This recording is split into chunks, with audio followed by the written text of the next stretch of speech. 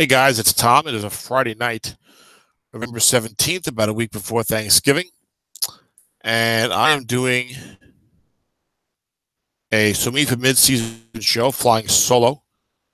As any of our listeners know, Ali is my usual partner. But, Dennis has got a lot on his plate. He's got a large family, a job, of course, and a lot of strat leagues. So I think we're gonna, so I think you'll see Dennis more on some of the bigger shows, the more important shows, maybe the draft recaps, certainly the season previews, things like that.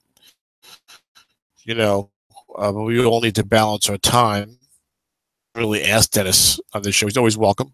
And I told him I was doing this show, but he's a little busy. Son's things today, and he's got family obligations when he gets home. Dennis on the West Coast, of course. I'm doing this a couple hours before West Coast dinner. Although if I wanted to play my SOMIFA Season 3 game against Dennis, he would be ready to go right now. But yeah, Dennis will play those games. He gets them in, but don't always have time for the extra stuff. So, which makes sense. We all have our different interests and stuff like that. So, Dennis plays, I don't know how many leagues he's in now, maybe down to 11. He was in 13, I think, a couple years ago when we started doing this. But, he has to probably squeeze a game in whenever he can. Because he's got to play probably 200 games a year or something. Who knows? Jeez. So, but that'll be an interesting game when I play Dennis. We'll talk about that upcoming.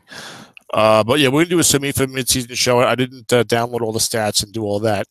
We're just going to take a quick, by my standards, quick, I suppose, look down the standings and then look at the schedules and see what's coming up, what Dennis and I predicted. All the games were played except for the Philly at San Diego game. Jeff had some issues. It's Philly Jeff Bevier.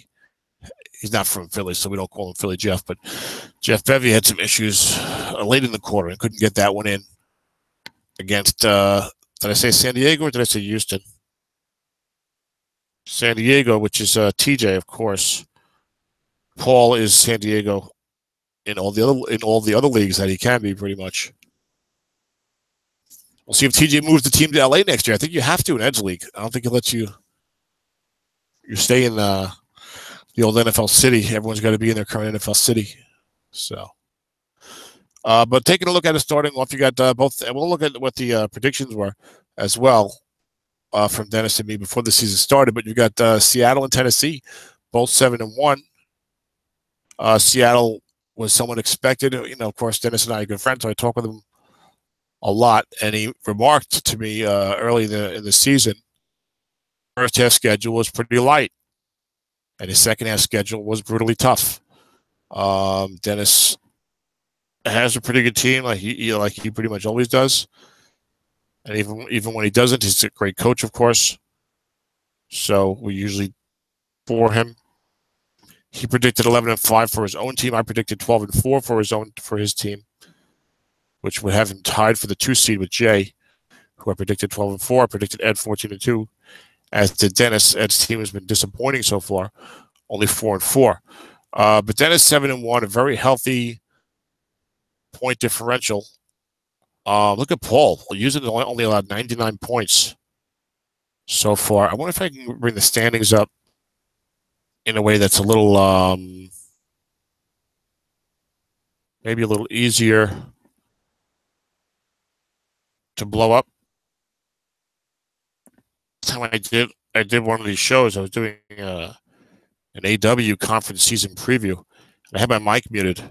I'm a little rusty with the shows, so I am screen sharing. It is live. I don't have my mic muted, don't have anything muted, so I think I should be okay. But you don't want to go through that again. And obviously, I think when I'm by myself, I'm a little more rambling. Maybe it's a little more boring actually for you guys because you don't get the back and forth with Dennis and I, the natural sort of, look, a conversation is usually more interesting than listening to one person talk, right? I I guess, I don't know. But I'm going to see what I can do here. Maybe try not to drone on too much. Unless it's something I'm animated about. Like the draft pick trading chart. For those of you who listens to my autumn wind draft recap, what about guys being slaves to the draft pick chart, which doesn't make any sense to me. Why you would do that, and I could easily get on that again. But let's take a look at the standings here. I was able to blow these up a little better. And it's not particularly easy to follow for those of you who are watching the video and not just listening. But boys, Paul's only given up 99 points at 6-2 in 8 games. That's crazy. And he has a very good defense. It's a very interesting defense. It's not a typical defense. Remember, it's a 4-3 defense, and we'll get to Houston in a little bit.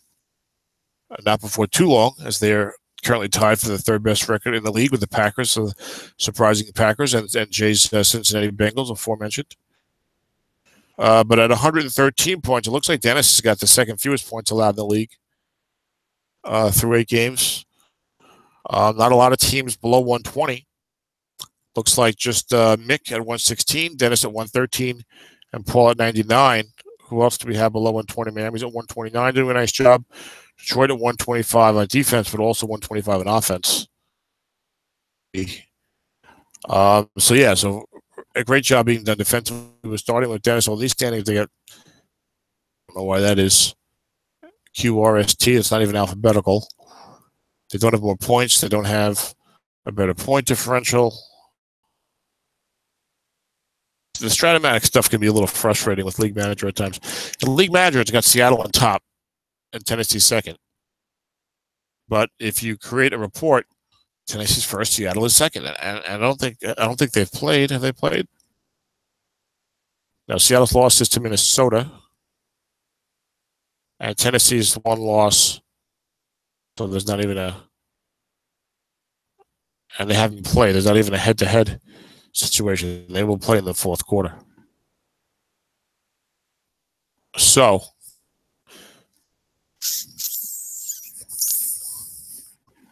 I should stick with what the League Manager has first. It'll be easier for me to deal with. I'll show the other one and stick this one. I could use the standings here, but Ed's standings are probably the clearest.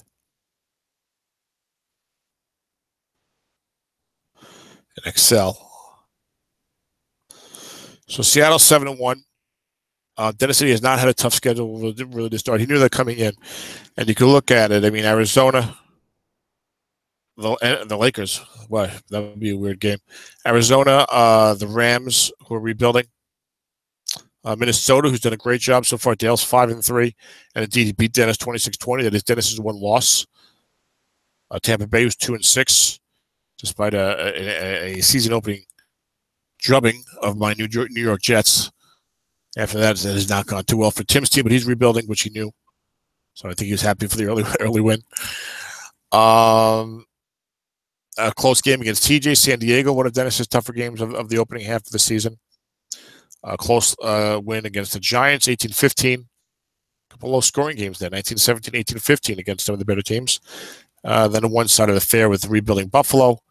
And 21-17 over Chicago. So Dennis is 7-1. He's had some close games here.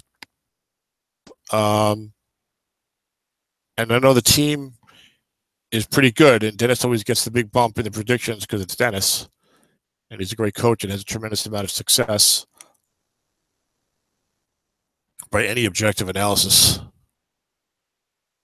So, yeah, this team, he's got 7s in the offensive line. He's got Russell Wilson, Mark Ingram. And then defensively, I don't know why I'm clicking on this because we all use average. Well, I get to see the 3-4, but I think I need Dennis was 3-4. The defense looks pretty solid. It's a pretty solid-looking team. When you get a coach like Dennis and the team looks pretty solid, the odds are you're going to get a good performance. I know that Mark Ingram is doing great for him. Let's see. If you look, he's like plus 700 yardage. The stats will be gaudy. Russell's got a rating of 87.2, which I think is top 10. 65% complete, only a 6.6 average gain. So maybe more flat passing than you usually see with Dennis. Marvin Jones has the downfield threat. Mark Ingram's got 1,041 yards and a 6.9 average in 8 games, which is crazy. Getting the big runs, I suppose. And Dennis definitely likes to run the ball a lot. He's run more than he's passed it. Some of that is Russell getting most runs. Russell has 32 rushing attempts for 58 yards, so probably a lot of kneel downs there. But Ingram's got the type of card that Dennis can do well with. He did real well with Chris Ivory in maybe Psalms for End SSFA. No, Psalms for End had Ivory in a couple leagues. I think has some similarities to that Ivory card in terms of you got a card that, it's got a little bit of short gain in the middle. Otherwise, some pretty solid yardage on wrong. And then you got big runs on the edges. So it has that similarity. I'm not saying it's really, it's not identical or something to those Ivory cards, but those Ivory cards had those dynamics. They had some short gains in the middle, fairly solid yardage on the wides in the wrong column, and big runs on the edges. So if you're pounding the ball against wrong, because you have a good passing game and people have to respect it, which Dennis certainly does with Russell Wilson. You're going to pop your occasional short gain, and then occasionally you're going to get a big run.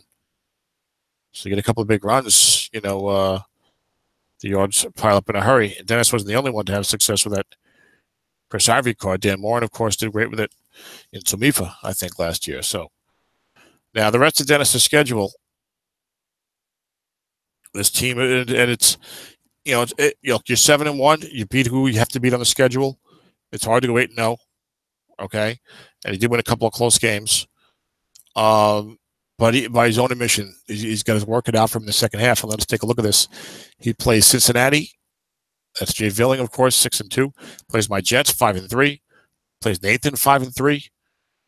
All 6-2. His look, you've got, how many teams have we got here? You got 8 teams that are 5-3 or better. And of course, Dennis can't play against his own team. Although he would finish the season in one day if that was the case. So Dennis has 7 possible opponents who are 5-3 or better. He plays 4 of them this quarter. Cincinnati 6-2, Houston 6-2, the Jets 5-3, Atlanta 5-3. So that's a tough quarter. Then these are all good teams that were all predicted to win at least 10 games, I believe. So that shows you what kind of tough quarter it's going to be. Jay Villing, Paul Mankiewicz, and Anthony Me. And the fourth quarter, hello, no real slowdown. You get San Francisco, the commissioner, only 4-4. Very disappointing first half for Ed. But that team's pretty good, and Ed's a great coach. So no one's sitting there going, "Oh, great! I get to play a 500 team." No, Ed's really good. Ed's really good, and no one's going to be surprised if he suddenly goes 8-0 or something, or does real well. We expect him to be in the playoffs. You expect him to be a factor. No one's licking their chops to play Ed's team. I guarantee you that. Then he's got Tennessee 7-1. Mick's done a great job. We'll get to him in a minute. Exceeding all our expectations. Then Pittsburgh 4-4, but still tough at Ron Martin. And Dallas 4-4 with Zeb. So he doesn't play a losing team. Dennis doesn't play a losing team the whole second half. So he's got his work cut out for him. It'll be really interesting to see how he does. We might get some form of Seattle Jets as a SOMIFA showcase. I don't like that type of thing because it's Dennis and me, and when we've done all these shows, it's kind of fun to watch us play together. I may do 2 SOMIFA showcases this quarter, especially if Dennis and I are one of them, because I can't call that game. So I want to get a game in there that I can call. You might not get much out of me until after Thanksgiving. I've got family visiting and through the Thanksgiving weekend. So I don't know how Dennis is going to do. I mean, he's such a good coach. The team's playing real well. There will almost certainly be some losses in there. I don't know. So we'll see what happens. Would Dennis take 12-4 right now? It's a 7-1. Dennis doesn't like that. Dennis isn't the guy to accept kind of a low. All right, a conservative Mark, 7-1, all right, 12-4. I think if he was here, he'd say he wouldn't be disappointed with 12-4. But I think Dennis goes, hey, look, I'm 7-1. Why do I got to start accepting 4 losses? He's just saying, I'm going to go out there, going to win every game, see what happens. Maybe I can get to 13-3. Maybe I can get to 14-2. And I think that type of outlook really helps him a lot. Dennis is very, very positive, as all of you know who do the shows. So, and he's positive, and it's good, but it's not like he gets all upset. Like, oh, man, I was 7-1. I finished 11-5. Oh, man. No, I think he's like, hey, I'm 7-1. Things are going great. Why should I settle for 12-4? Let's see what happens. And then if he ends up 12-4, okay, now let's see what happens in the playoffs. And if he ends up 11-5, all right, let's see what happens in the playoffs. He's not going to really get down, looking to make the best of the situation, which I think is very helpful in your coaching, certainly. Then you go to Tennessee. Mick Bouchon. Believe it or not. Or something like that. I have to review my emails with Mick regarding the pronunciation of his last name. But Mick, who I excoriated for the Antonio Brown trade in the preseason, but then said he kind of made up for it with the Lamar Miller trade. He's had a great first half of the season. 7-1, Mick. If there was an applause thing in here right now, I would certainly use it and give you the applause for doing so well. Dennis predicted 10-6. I predicted 11-5. Dennis and I did not have too many predictions above 11-5. Dennis predicted only one team above 11-5. That was added 14-2. I predicted only 3 teams above 11-5. We each had like 7 or 8 teams in that 10-11 win range, or maybe 10 wins or better. Our prediction from us, or 10-6, that's actually, especially 11-5, that's a pretty good prediction. But 7-1 for Mick, and he's got his version of the triplets. You got Big Ben, you got Lamar Miller, you got Antonio Brown, Emmanuel Sanders. Oh, look at these receiving targets: Antonio Brown, Emmanuel Sanders, Greg Olsen. Boy, that's really nice. I don't know if he goes 2 tights. Darren Fell's score isn't even too bad. I think he's got a dot. That's not that good either.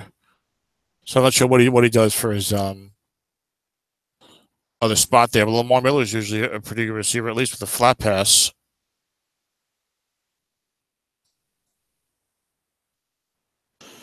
Yeah, he's okay. Get you some dump offs. But he's got 3. He's got 4 7s, so dump off. The dump off will be in order. You got Big Ben, Lamar Miller. The defense is playing real well. It's a 4-3 defense, just like Paul Mankiewicz is. So these 4-3s. I don't feel confident playing them without a lot of 6s. But look at this. He's only 5. He's got defensive tackle 4s. He's got 4 6-4 at linebacker. No 6s in the secondary. And he's doing a great job in defense. He's got some pass rush. I guess he's using Donta Hightower real well, sliding him out when necessary, bringing him up when necessary, picking his spots because he's only given up 116. He's had actually some good wins against some good teams. Let's see what Tennessee's done so far. 9. That's a real good win. Beat Tim 33-14. Beat Rob Martin 40-12 against Aaron Rodgers. Beat Ed 30-20. That's a good way to go 4-0. He beat Ed, Rob Martin, and Jay. Tim and Bolier's team is rebuilding. Then he beat Zeb comfortably, 28-14. I'm not looking at the box scores, but I'm just saying. Then a close win against the Rams. The Rams are 2-6, and they have a pretty terrible team. They do have Carson Wentz for the future, but Wayne's been giving everybody a tough time. He's a lot of games he's been losing by under a touchdown, and if you read the recaps, there's stuff going on in the final few minutes. So kudos to Wayne for that. And then Mick suffered his loss 28-7 at the hands of Nathan's Falcons. You're not going to win every game, right? And then a 17-9 victory over the Bills. So I'm very impressed with Mick's performance so far this year. At 7-1. He's coaching the defense real well. 3rd fewest points allowed in the league. Then we look on the offensive end. And let's see, who's got over 200 points scored. which is over 25 per game. There's not a lot of scoring so far this year. Just under 21 points a game, I think.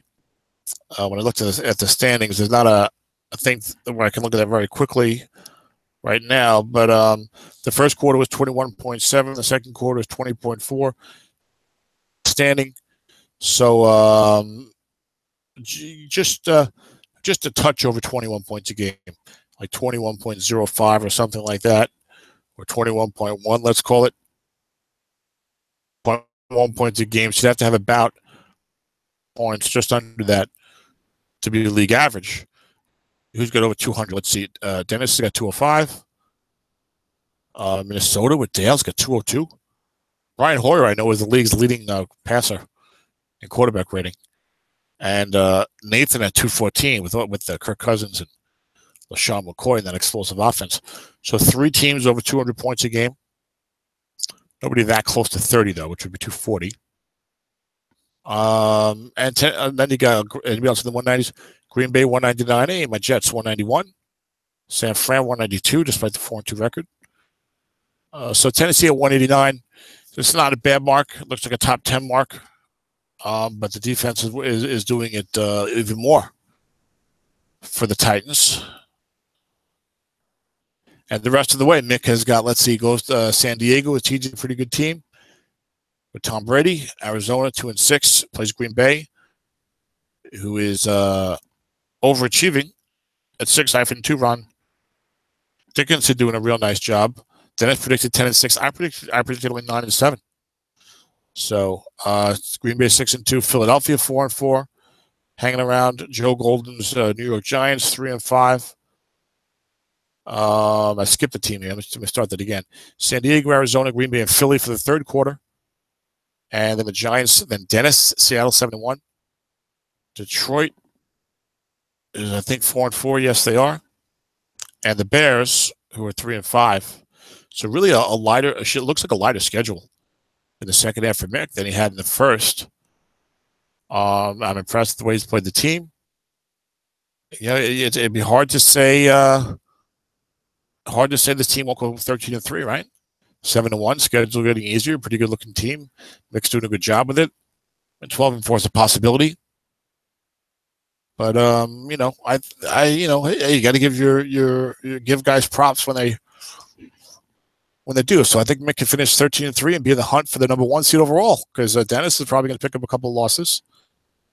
Worst case scenario should be 12-4 for the Titans. So Mick can keep doing what's working, and he should be in the running for the top seed.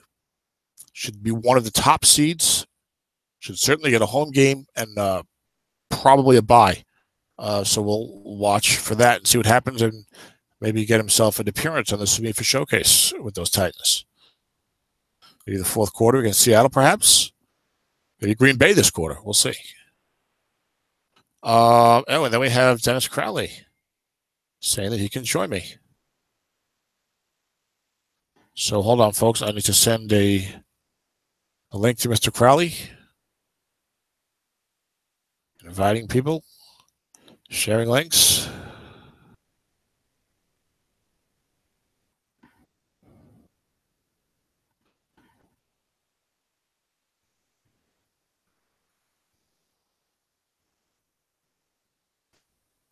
Press enter key.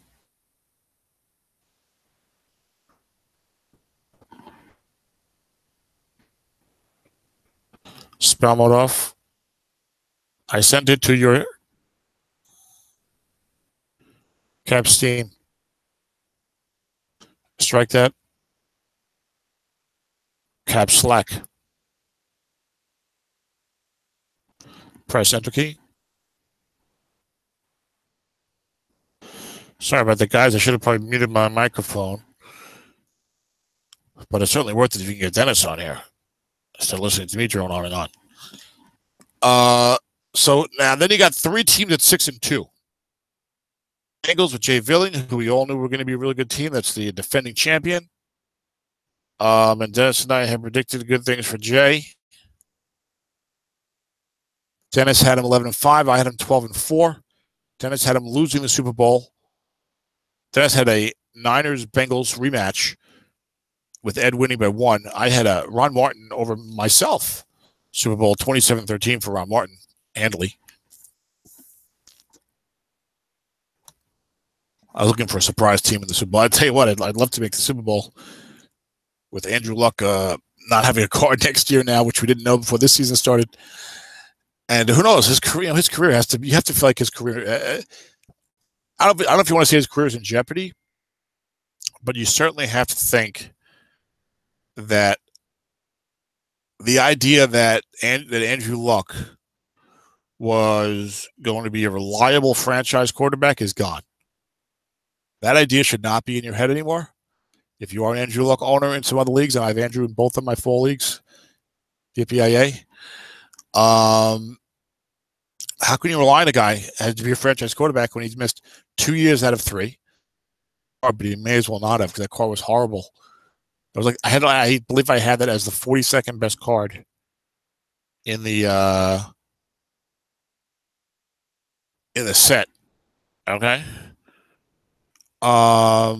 The 42nd best card. I mean, you might as well not have a card because you can stick anyone out there, right? Particularly in SOMIFA, it's not a 30-team league like Autumn Wins. You can find a guy with 100 attempts.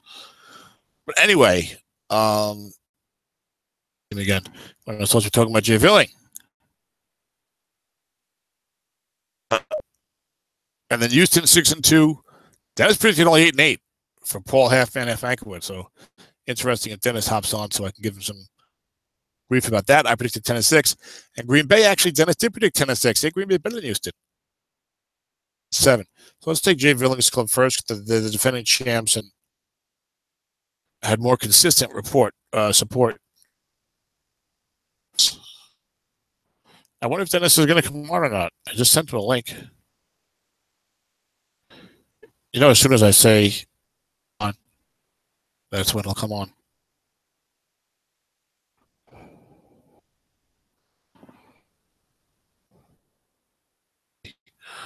So Jay's 184 and 156. Now Jay started off 2-2, and it was looking like, oh boy, maybe Jay's not going to have the year we thought that he was getting. As we take a look at this team, Derek Carr quarterback. They've got Matt Forte and Ozzie Whitaker to run the ball. Eddie Lacy, of course. Okay. Okay receivers. I mean, Doug Baldwin's good. Anquan Baldwin,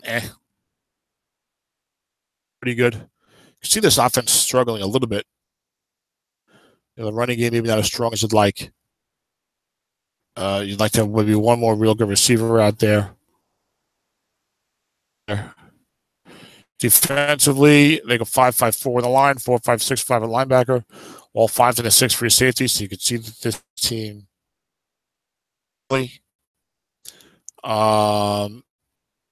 Their results so far.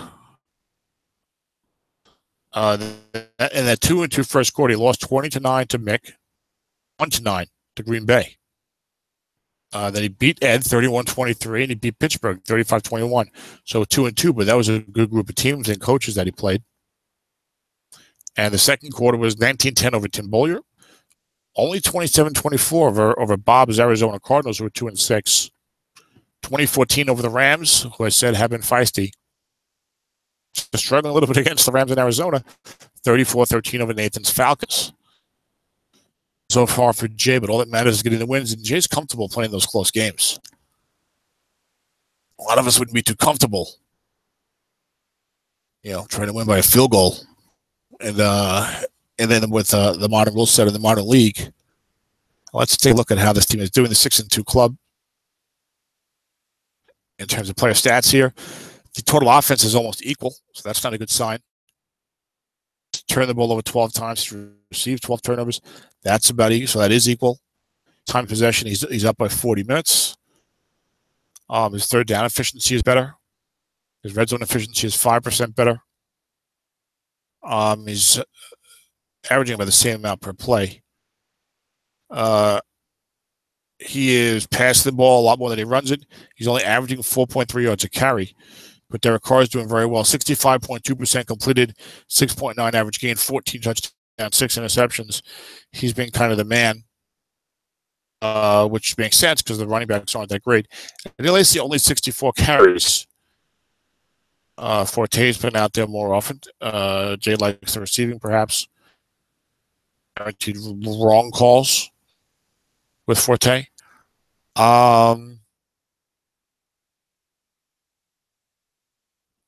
So interesting. It looks like the offense is struggling a little bit there. Defensively, shutting down the pass pretty nicely. They're giving up 4.9 yards a carry, slightly below league average, which was 4.8. So right around league average, but hardly getting heavily run on. 925 yards in 8 games, not a big deal in this league.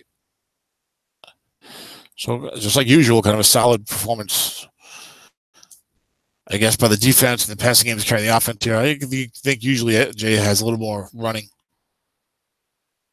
teams. So second half of the 6-2 club. Dennis goes into the Murderers Row part of his schedule. Plays Buffalo rebuilding. That should be an easy win. Plays San Diego, tough club, 4-3 with Brady and some hellacious defenders in the secondary. The Broncos, who have been pretty tough, they're 3-5, but they've got a couple of decent wins. They're not a very good team. They're rebuilding. Then he plays Houston. That's Paul, 6-2. Miami, 4-4. Minnesota, a big surprise at 5-3. And then Kansas City, 1-7. So probably a little bit of an easier schedule in the second half than they had in the first, because you got Buffalo, Kansas City, Denver. I know Minnesota's 5-3, but they're overachieving a little bit. So that first half with Cincinnati's with Tennessee 7-1, San Francisco, Green Bay, Atlanta. Second half should be a little easier for Jay. He might go 12-4. So you might see 6-2 on both ends of the spectrum there. I don't play Jay this year. Me. Because he's real good. So Jay should be right there in the mix. It'll really be interesting to see how Dennis does with this. And he's got a pretty good team, but not a great team. In the preseason show. Really I don't think one clear favorite this year. No one team that really stands out. A lot of pretty good teams. All the good teams seem to have flaws. To go 9-7 and get up playoffs. And there's so many different teams. Almost anyone feels like they can make the Super Bowl playoffs. I don't see that up top as I used.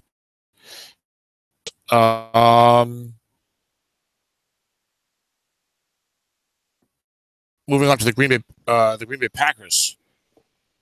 Houston first, but now I'm a league manager this year. So Ron Dickinson did a great job with this team to get to 6-2.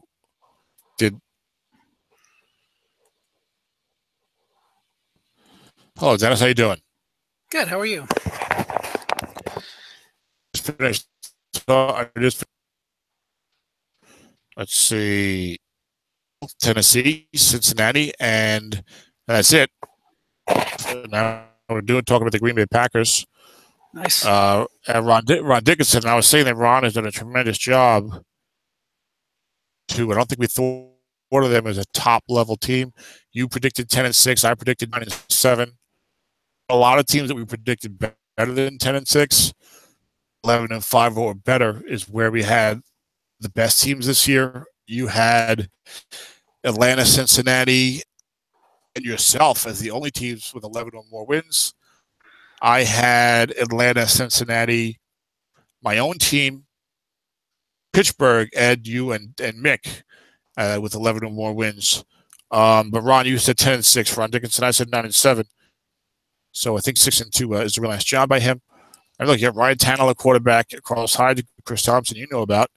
Mike Evans and Kenny Brick got excellent receiving cards. And then defensively, it's a 4-3. You got three of the top 5 teams playing a 4-3 here. The Titans. Yeah, that's interesting. Yes. We're always looking at that, right? The 3-4 versus the 4-3. Yeah. And 2 of them playing great defense. There's only 3 teams that it's allowed fewer than 120 points in the first half. That's you with 113. That's Mick with 116, and Paul with 99. Teams play a 4-3.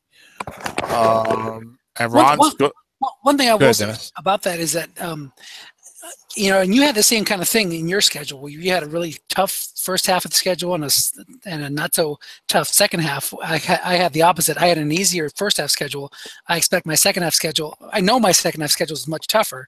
So maybe it's, at least for me, I know that's probably the reason why I've been able to hold people down to that amount of points. But when I play the tougher teams, that's going to get a lot harder. So maybe we're seeing some anomalies like that where the teams are playing a different, an easier part of their schedule early, and some of the better defensive teams may be playing a tougher part of their schedule, so that in the second half they'll bring that number down. That's true. You don't want to draw too many conclusions from only an 8-game schedule, which is what the first half of the season is. But of course, we like to talk about what's going on anyway. Hey, so that could definitely be the case.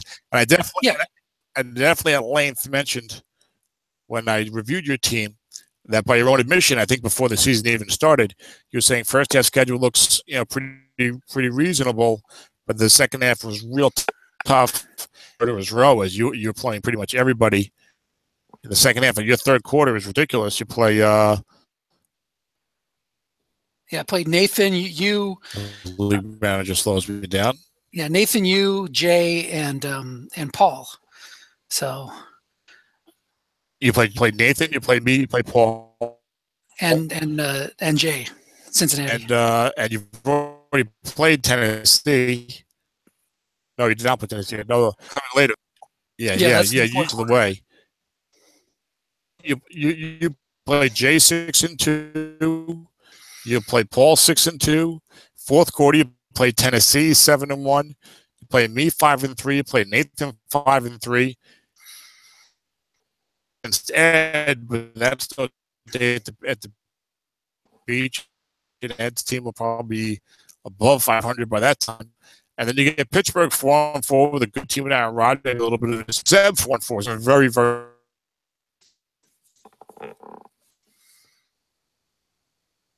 Row coming up. That's 12-4 right now. Would you sign on the dotted line for 12-4? I think I can get to 12-4. Yeah, I would take that. Hello, Dennis. You there? Yeah, I'm here. Can you hear me? Yeah, I see. I predicted that you. Yeah, I can hear you. Yeah, I predicted that you would not sign them because you're optimistic, and you would say, okay, 12-4, I would settle for, and say, okay, fine, it's fine. Yeah, for that, because I'm 7-1, maybe I can go 13-3 or whatever, But I know your team got sued some of your other tennis leagues. And who knows? I could definitely go better than 12-4, but I could also go worse than 12-4. I mean, you run into some of those tough teams and you get some bad luck. Next thing you know, you're like 3-5 for the second half of the season, and you're 10-6. So we'll see what happens. That's true. Yeah, but I think it's gonna be really interesting the rest of the way because we all know about your coaching. 7-1 soft schedule, now a real tough schedule. Pretty good team, but not a great team. No real great team in the league this year. A lot of pretty good ones got flaws. So, look, come on. That's a very tough schedule remaining. So it's really interesting to see how you do. But of course, you're used to playing tough teams and tough matchups. Love the players through the league, so it's not like it's something new for you. So it'll be interesting. Yeah, but just on the straight math, you have to take the 12-4 because if you look at the other teams in the league, that means that those other guys either have to go, only lose 2 games the rest of the way or 1 game the rest of the way to match you. So yeah, that's why you take it mathematically. But anyway. Although I think Mick's got a chance to go 13-3. From I looked at his team already, the remaining schedule. So, but yeah, you're saying 12-4. Yeah, it's probably going to guarantee you a top 3 spot. Right, it's going to kill me if Mick goes 13-3 because the only reason he's going to get that record is because I told him to go trade for Lamar Miller. if I would have kept my mouth shut and he knocks me out in the playoffs, nice job. Then I'm going to be kicking myself. So. Well, it might hurt worse if you end up in a 2-3 matchup against Mick and you got to go on the road and you get the road cards. Exactly. So I was looking at Ron's team. Ryan Tannehill's the quarterback. I think we said there's a 4-3 defense on this club. Is that what I said? Yep, 4-3. Yes, we did. 5-6-5-5, 4-5-5 at linebacker, 4-6-5-5. His defense is giving up almost 20 points a game. The league is averaging about 21.1 points a game through the first half of the season, Dennis. And let's see who Ron's played so far. Favier, then a 33-30 loss.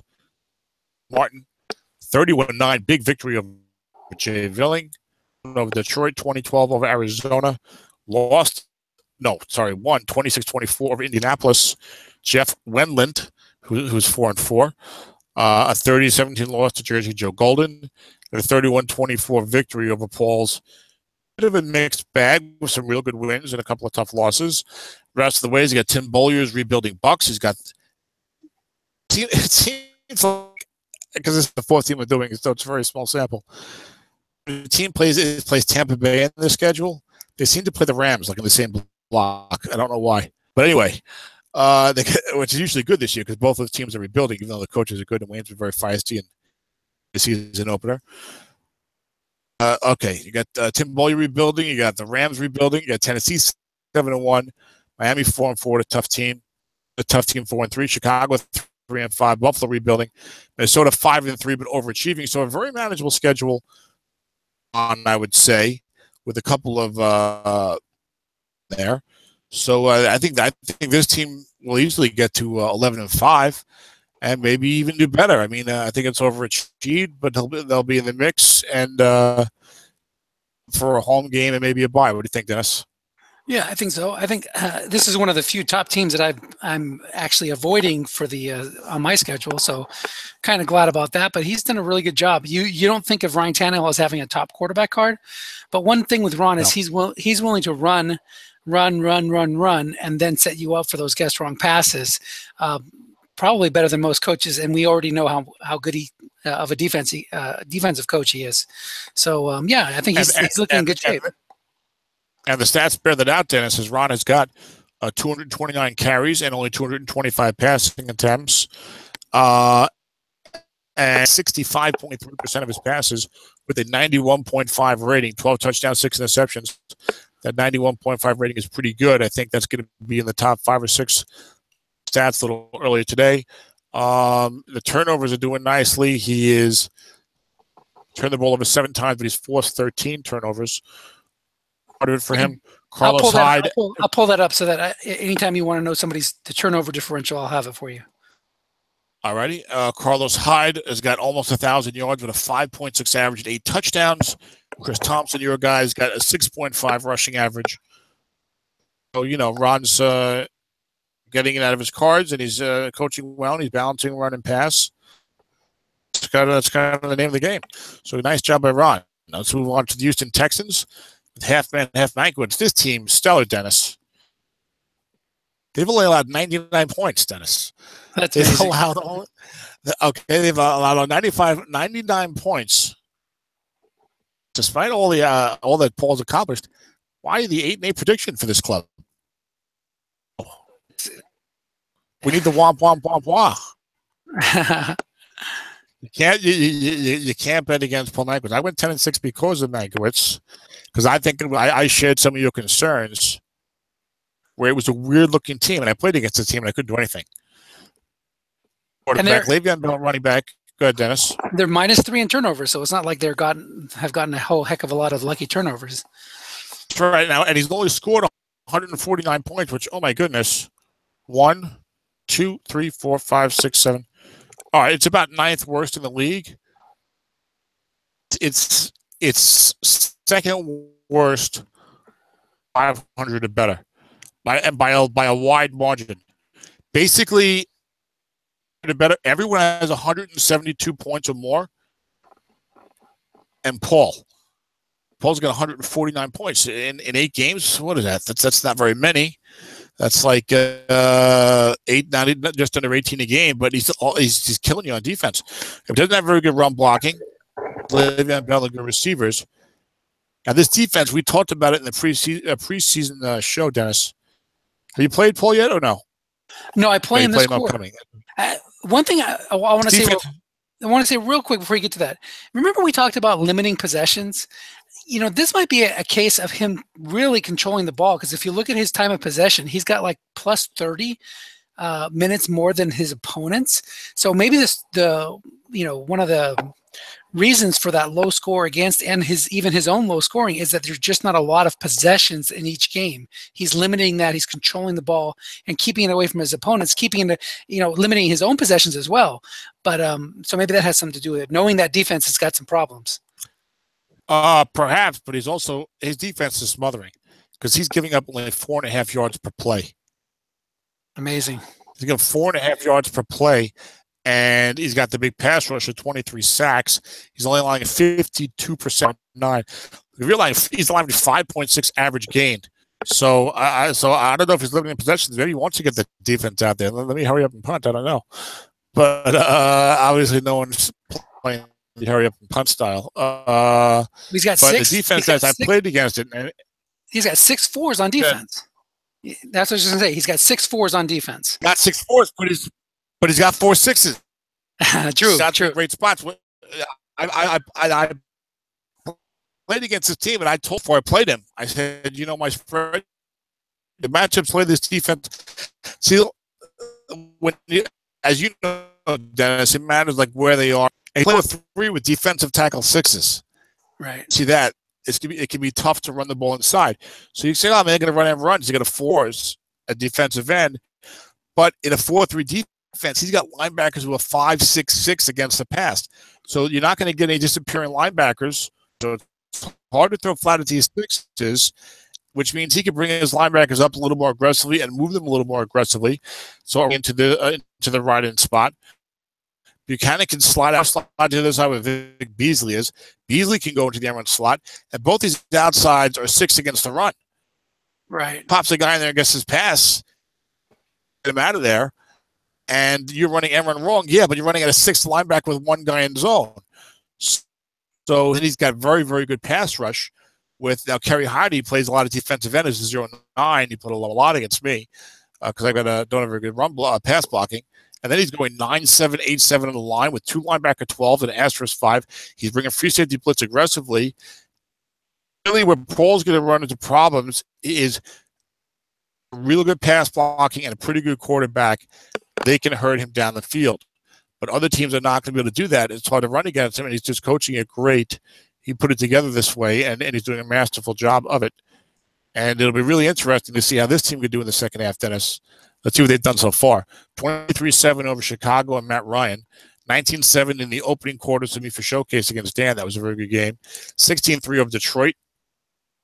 30-6 over the Chiefs, who are rebuilding. 14-9 over Jeff Wendlandt. He lost to Ed 23-6. Ed has great pass blocking, by the way. He beat me 17-3. I couldn't do anything that game. He wasn't limiting my possessions. My offense was limiting my possessions. They kept punting, but I couldn't go anywhere. And then he lost 31-24 to Green Bay. And it'd be interesting to see if Green Bay has got good pass blocking.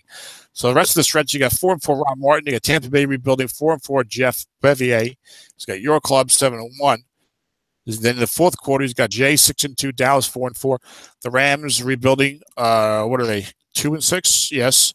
And then Atlanta 5-3. So he's got a mixed bag of a couple of good teams, a couple of rebuilding teams. Do you think this team? I think this team can get to 12-4 based upon what Paul's doing, and I face them and their schedule remaining. Do you see 12-4 in the future, or do you feel like that he's been hot so far and it is going to come down to earth a little more? I think. What does coming down to earth mean? He might go 11-5. I think 11-5 is maybe more likely because he plays three or four really tough teams. So if he loses, 3 out of 4, then he's probably going to be at 11-5. But 12-4, if he gets lucky in those games and doesn't lose any games he should win, he could go 13-3. It's amazing that he's overachieved this much. Or maybe we just misread it. You're right. He does have a lot of positives on that defense. It's just because you have 4 corners, I guess that doesn't doom you. Yeah, well, maybe half Mankiewicz has the cure for the 4 corners disease. I don't know. No, we sure didn't. We had the 4 corners. We were struggling mightily on teams that otherwise might have done better. But it'd be very interesting to see what he does the rest of the way, and we'll be watching it. And it's looking so far like there could be a bit of a logjam in that 12-4 neighborhood. So we'll see what happens if there's going to be a lot of the good teams are playing each other, except for maybe Green Bay. I'm seeing a lot of Houston, Seattle, Tennessee, Cincinnati on these schedules, Atlanta as well. So there's going to be a lot of important games to play. Maybe we'll get some extra action the rest of the way. Moving on to the Atlanta Falcons, Nathan, who's lighting it up, leading the league with 214 points scoring, with 2-2 to start, and was struggling a little bit in the second quarter. It's been a little bit of an up and down season for the Falcons, despite the 5-3 record. They got Kirk Cousins. They got LaShawn McCoy. They've got T.Y. Hilton, and I don't know if you're aware, Dennis, but they have DeAndre Hopkins on the Falcons. I don't know if you knew that or not. Yeah, he's plays the third wide receiver. I actually played Nathan earlier today, so he's not using him as a starter. So you should feel good about that. Next year, I'm sure he will. Yeah, no, I should not feel good about that, Dennis, because he's having a great year next year, and I wish he was still on my team. He's getting at. You played him today in SOMIFA. I did, yes. Here's some breaking news, folks. Atlanta, Seattle. Would you care to tell us what happened, or do you want to wait for the write-up? I can tell you what happened. It was a good, close game until, well, I wouldn't say LaShawn McCoy went out with an injury like on his first drive. And so it kept it close in the first half, and then the second half I pulled away. But congratulations. Yeah. So it was 8-1. So the Murderers Row, 1 down, 5 to go. You have like 6 teams in the Murderers Row, and then the other 2 are 4-4. Yeah, one less. 1 down, 5 to go. You're gonna run through the gauntlet there, 6-0 versus the Murderers Row. What do you think? I have one less murder to deal with, but I'm sure I'll get murdered at some point. Oh. I'm watching the Netflix original series Mindhunter, based upon a book that my mother read and told me about. She watched the show and liked it, dealing with serial killers and stuff. So I'm a little sensitive to that phrase right now. Gotcha. Airing it, but okay. Let's hope no one gets murdered. We can all agree on that. Yes, there's some killer teams in here. We don't want anybody to, That's right. Take things literally. That's right. Let's see. Kirk Cousins, LaShawn McCoy, T.Y. Hilton, etc. So that drops Nathan at 5-4. It's good. Fiction for his team.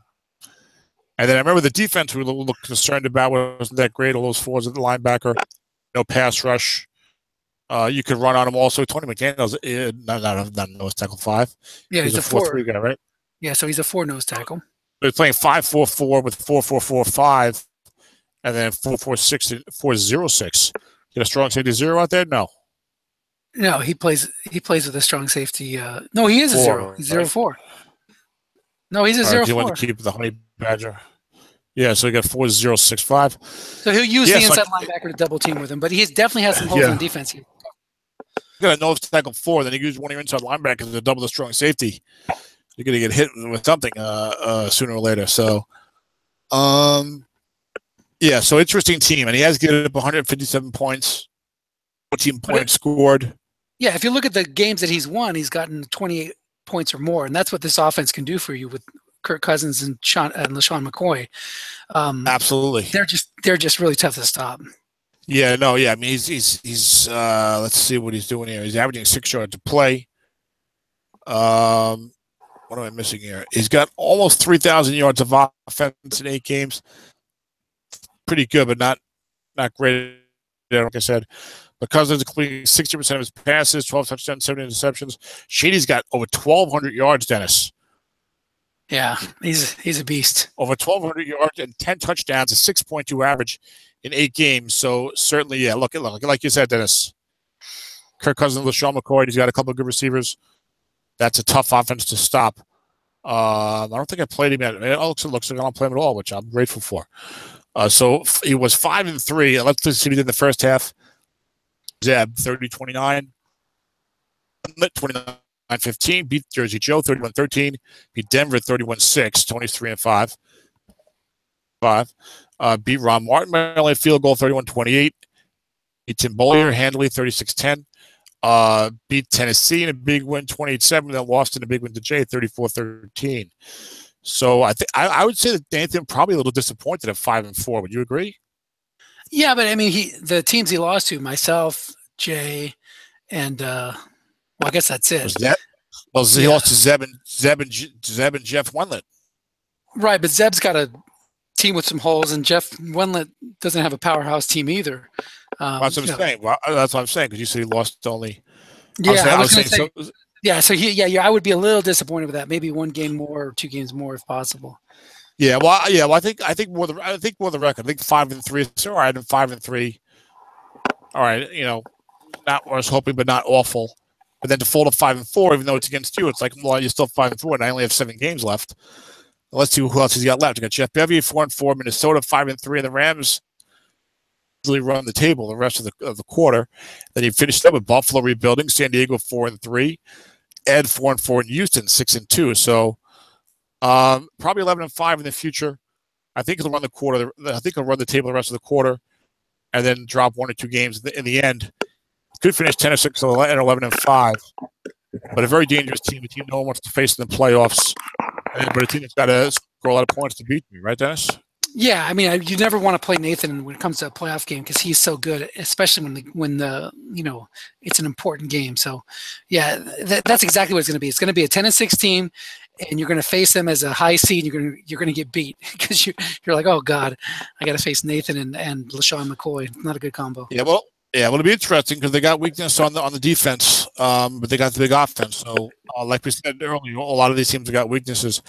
And now you go to a team that's overachieved dramatically. Dennis, you picked this so much more accurately. What I get for underestimating Brian Hoyer, Dennis. But Dale Ripley's, believe it or not, the Minnesota Vikings, 8-8 predicted by you, 5-11 by me. What was I thinking?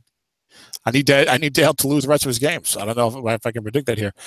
Dennis, Brian Hoyer is the #1 ranked quarterback in SOMIFA through the first half of the season. This team, led by Brian Hoyer, #3 in the league in scoring. Okay. Wow. Now I think the schedule has been pretty soft, although I know he upset you. Other than that, I think the schedule has been pretty soft. Do you remember what type of offense he was running against you? Was it 3 wide, which I know he has done in the past, or was it more? Yep. It was 3 wide. Okay. 3 wide the whole game. He's +5 in turnovers so far this year. So that certainly has helped. So he's got Brian Hoyer and Jordan Howard, and he's running the 3 wide. I think I played this team actually. And you got Amari Cooper, Adam Thielen, Stephon Diggs. So you have guys to throw to. Jordan Howard's got a very good card. Brian Hoyer's got a pretty decent card. He's playing the 4-3 defense. He has given up 189 points. So he's giving up. He's giving up actually. He's giving up the second most points. He's giving the most points of any winning team in the league. I'm only 1 point behind him. I mean, look, almost 200 points in 8 games. That's not that great. It's not awful, but it's not that good. It's almost 25 a game. What's below average? Whatever. The defense is 5-4-4-5, 4-5-4 linebackers. Secondary, so maybe the secondary is done enough to bail him out occasionally, and a little bit of pass rush as well. And I got to look at the stats because I know Hoyer's leading the league in rating. And Dennis, I know you have to leave at some point, so you never need to go. Go ahead, and thanks for joining us. Look at this. He's being outgained. So I had a team like this one year. Like that 10-6 team I had where Luck had a good card and that corner 6, but nobody else was good. A couple years ago when I got waxed by Tim in the playoffs, Tim came back to beat me. And so if I was getting outgained, I think, for that team for the whole season as well. But he's being outgained by almost 500 yards. 3. Brian Hoyer is 68.7 completed, 9 touchdowns, 0 interceptions, Dennis. Yeah, that's the key right there. And that's the key to his quarterback rating. That's going to change. You can't go a whole season without giving up picks, even if you're Brian Hoyer. What about if he benches them?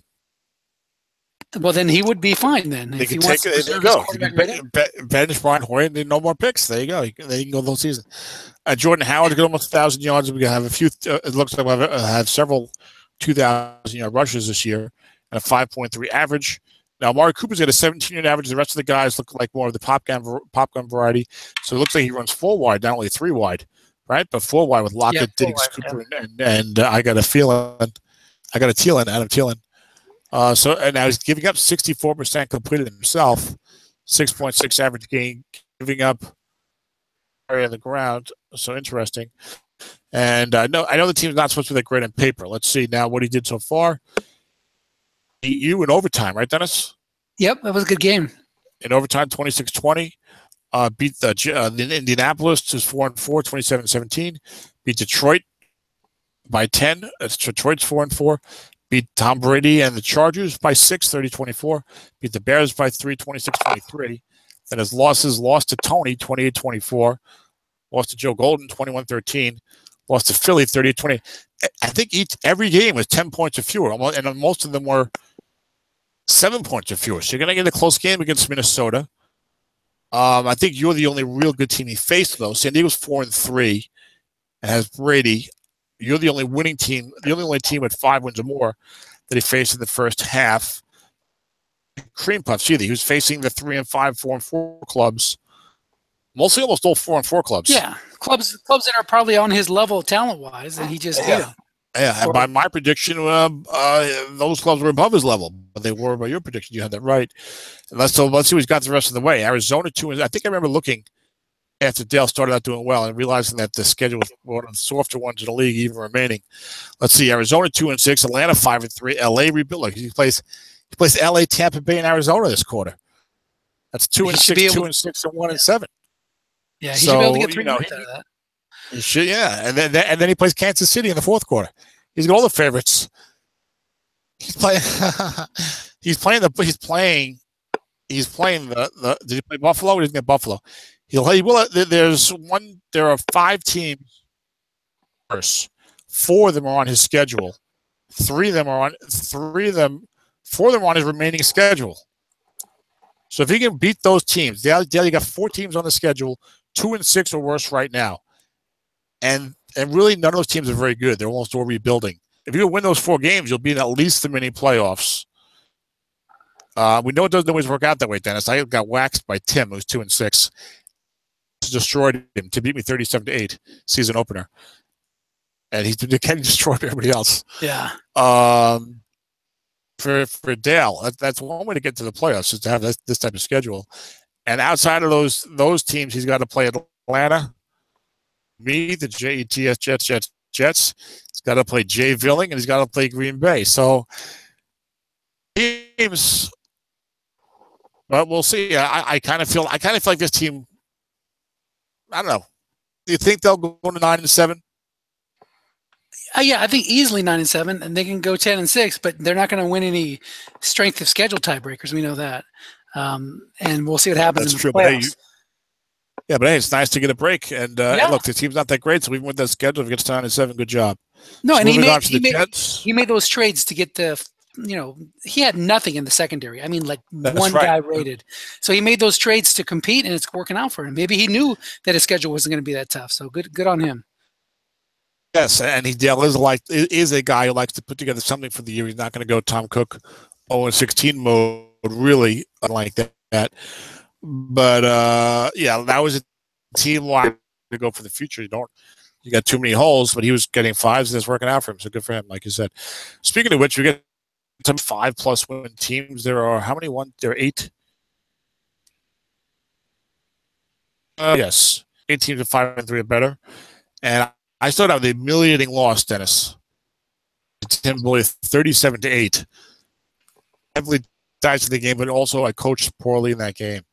I took the game for granted. I looked at the defense, didn't do my spreadsheets. Rebuilding. Oh yeah, Prescott's got a really good car, but look at how horrible his defense is. Easy victory. Next thing I know, I'm getting destroyed. A humiliating loss, 37-8. Beat Ed because they recovered a lot. It's like, my season has been really interesting. We played 8 games. I swear about 4 or 5 of my games have been completely luck-oriented or heavily impacted by luck. Or injuries. I coached poorly against Tim. I also had very bad luck that game. My team's decent. His team is bad. I lost 37-8 that game. But then I recovered an onside kick against Ed with 2 minutes to go to win that game. Then I beat TJ, but Tom Brady missed virtually the entire first half with injury. Lost that game. I lost to Ron when I was beating him handily late in the first half, and then suddenly I suffered a rash of defensive injuries and I couldn't stop him. I probably otherwise would have won that game. So it's like I've won games and lost games with the luck factor, and I think it's kind of even so far because some of my games feel like they've been impacted that way. Yeah, and just to back that up, your turnover differential, you're in -1, so it's not like you've gotten a ton of turnovers one way or another. You're right there, right around 500, break even. Yeah, well, there was one game where I had several, and then probably another game with several of my favorite. You know what I'm saying? So the only games I remember that weren't very heavily luck oriented, although maybe the opponent will disagree, was Dallas, where I beat Zev 2014, kind of a straightforward game. Tony was rebuilding. I beat him 48-21. I think I had some luck in that game, but nothing crazy. And then Paul, who beat me handily, 17-3. I couldn't do anything in that game, but it wasn't really luck. He's got a good defense. I didn't like the matchups, and was trying, wasn't working. So, but I know my team. I got a lucky quarterback, Freeman at running back, or pass blocking and run blocking. Defense is pretty decent. A lot of 5, not a lot of 6s, a little light on pass rush. Let me see what I've been doing so far. Of course, Andrew Luck, Dennis, out for the season next year. I mentioned this before you come on, but sometimes I repeat things after you come on. But I was going to say, Andrew Luck, probably time to worry about his career. I would say yes, but certainly now, Luck is definitely like a guaranteed franchise quarterback that you can rely on. That idea is completely out the window right now. Do you agree with that? Yeah, and that's solely due to health. I mean, when you go to Europe looking for of course treatment that hasn't been approved yet in the U.S., and let's be honest, it's worked for several basketball players, whatever that blood platelet, cyclotron kind of thing that he's looking for. I hope it does work for him, because it would be a shame, not just for your team, but for the NFL in general, to lose what looked to be a surefire, lockdown franchise quarterback solely due to health problems. Yes, it would be a shame for the NFL, Dennis, but mostly for my team. but yeah, one thing about that is, like, we've never heard about this in the modern era, really, with a throwing shoulder. Really, they thought something might happen, but he ended up coming back okay. But to have this thing happen with Luck, and he's gone for so long, the thing in Europe and nowadays, but I have to feel like if you ask me, Tom, gun to your head, come back and have 4 or 5 more good years, or is he at best going to come back and have like 1.5 good years, or not be there at all? One of the other two options. I don't see him suddenly coming back and having an excellent 6 or 7 year run. That seems very unlikely, I would say. Yeah, let me give you something that you probably already realize this, and you probably don't want to hear it, but it reminds me, I know, like you said, we really haven't heard about it with modern medicine, but there was a quarterback in the 70s, Greg Cook, who had, a shoulder injury, rotator cuff injury, something like that, that just told. I think I know who you're gonna. Can I guess who it is? Sure. Kenny Anderson. Greg Cook. No, Greg Cook is 1969, Dennis. Well, still, he should have been a star of the 70s. And then the same thing, kind of a similar injury happened with Chad Pennington, who really didn't have a strong arm to begin with. And you're familiar with him as a Jets quarterback. Then he went to the Dolphins. Absolutely. But he had an injury similar to what Greg Cook suffered. And later on, Drew Brees had that same type of surgery on his rotator cuff, and he came back better than ever. So really, it'll depend on what will happen. There's 2 bad stories and 1 good one. I hope that that Luck's able to turn that around and make it 2-2. Yeah, but I think, unfortunately, when you have the idea, and we know that you're more optimistic and I'm more pessimistic, I think, when we look at these things. But when you have an understanding, not an understanding, but when you look at the facts that this guy had surgery in January. Yeah. 17, and he was supposed to. He was supposed to be fine for the season. Throwing in July in camp will be fine. Then he can't throw in July. Then he can't throw in August. Then he starts throwing a little bit. Then he has to shut it down. Then he has to flee the country looking for medical care that's, like, as you said, not approved in the United States. And it's like, wow, this is a little more serious. I mean, look, right now, I've got luck on both of my full teams. Card was terrible. That was the last rated kidney card. It was 42nd in the deck. Okay, so you have no Andrew Luck for 2 years out of 3. Future very much in jeopardy. So I mean, he's like Sam Bradford, but with his throwing shoulder instead of his knee. At least if Bradford can walk onto the field, he can throw the ball. Right. So I mean, for me, I don't know what I'm going to do. I'm not panicking by any stretch of the imagination. That's not really my nature when it comes to these types of things. I can get annoyed or frustrated with certain things. Look, I don't have to make any decisions now anyway. Decisions until next July. Hopefully, in the next 8 months, we'll know a little more about Andrew Luck. I mean, I feel like it's only a matter of time.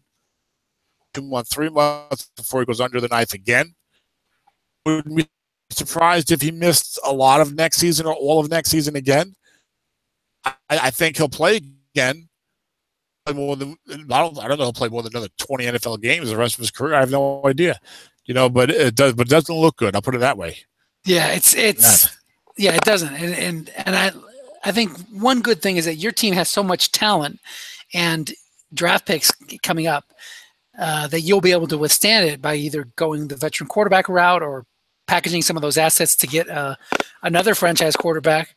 But there's a lot of people who, were really banking on Luck being there, and they're going to be impacted more greatly than your team. Even your autumn win team is going to have a lot more trouble overcoming that kind of setback if it does happen. But I hope it doesn't. And I said I didn't rebuild my entire team around Andrew Luck and really invest heavily in him. That's the important thing. You got him really cheap. If you think about the price you paid, I did get him. I did get him pretty cheaply. Hurts with what hurts with the SOMIFA team are the SSFA team. The franchise that I first put all these steps and all this rebuilding, all this asset management into play, and it worked great for them. And they had so many assets that when Peyton Manning came in the market when he was still good, I was able to trade a lot to get him, and it made the Super. I already had won a Super Bowl. Michael Vick, Manning. I got upset there, but okay. And then I was able to trade everyone off and do a massive rebuild. Real good again, okay. But the SOMIFA team, spring is easy drafting than compared to the fall. SOMIFA team, I had shift gears from this 9-7 perennial team, wasn't that great, a championship type team. Lessons about drafting guys and franchise building, and how do I take this kind of mid-level club and recraft it? I blew it up and said, "Well, I'm going to start drafting best player available." Luck was available. I traded up for him. Everything came into fruition, and everything on this SOMIFA team. Otherwise, I've got 23, 24, 25-year-old starters. I do have a couple of things I could use, but there's a lot of talent that looks really good. And it's if Luck had just been normal, and we went 12-4. If Luck had just been normal, it doesn't have to be Tom Brady. If he was just the 10th, 11th, 12th best quarterback in the set, the team would be ready to roll. So that's a little frustrating especially in this league, because this is the premier league really in terms of how competitive it is. It's annoying. And then it's well, what do you do? Am I going to go for another young quarterback and then I wait for 3 years for this guy? And I don't know how he's going to do. Do I have to pay a fortune to move up for some guy who's not that great? Yeah. Do I have to go for stopgaps? Am I going to win a Super Bowl with the stopgap? What I need to do is I was thinking with this last week. I was I ask him for his feedback on it, because he had a team for many years, Dennis, if you remember, 11-5 that really wasn't that great. They were okay all around. But he was using Donovan McNabb's last couple of quarterback cards, then other stopgaps coming in, and then the one year he was able to draft that great Josh McCown card, and then he won the Super Bowl. Pick his brain. I'm curious how he approached his quarterback situation. No longer going to be good, and he already traded him for I think late in his career.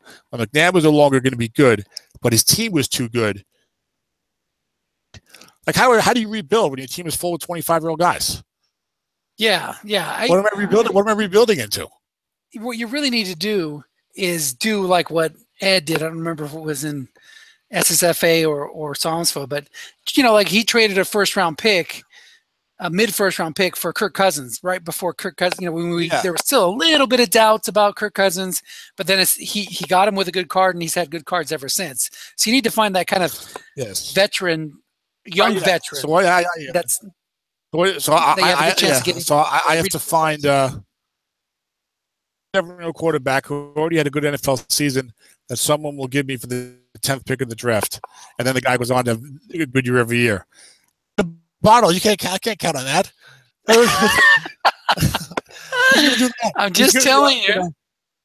I think it was Ron, bless his heart, whoever it was who made the trade.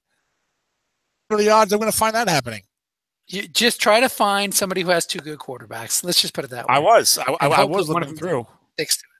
Who is there anybody like that? Well, you got Lawrence, you got Jared Goff and Jameis Winston.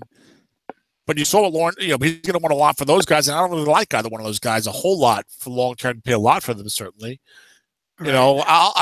I'll probably have to go stopgap next year.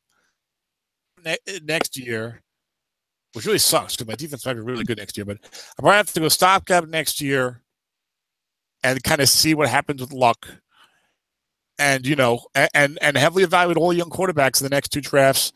And if there's one that I like I liked Carson Wentz last year, make a heavy move for that guy. Because, like you said, I do have what it takes to trade for those guys. I could throw good young players at people, but I'm not. But me, Dennis, I'm not gonna pay 2 1s, 2 1s, 2 2s, and a 3 for a guy that I'm not in love with. You know what I'm saying? Right. You get Teddy Bridgewater because he had 5 good games here at the end of the season or something. If Case Keenum gets injured or demoted or whatever. And Wayne's got Carson Wentz and Jimmy Garoppolo. So, but it's like, how much do you want to trade for Jimmy? I mean, I think Jimmy Garoppolo could be okay, but I mean, how much you want to trade for him? Right. And you know what's going to happen. If Jimmy Garoppolo goes out there, and let's say he does okay. Let's say he completes 61% of his passes, 7-yard average gain, plays 5 games, throws like 8 touchdowns and 5 interceptions. You're going to have to pay a lot to get him because he's going to have done enough where it looks like he can be good, but you don't know how good he's going to be. You understand? Right. So like Wayne is very patient. He's not going to I bet you wouldn't give you Jimmy Garoppolo for the mid-first round pick if that's what Garoppolo does. If Garoppolo does that, you're going to get him for the 14th pick in the draft? No, you're better off if you have him. Just no, it's a no. Probably not. Probably not. So, and I don't want to overtrade for Jimmy. I don't know what you like. I mean, the quarterback. Yeah, then what? What are you going to do? You trade up and draft Deshaun Watson, who's got a lot of interceptions. So this card just tore his ACL, and he's a running quarterback. What happens if he can't run when he comes back?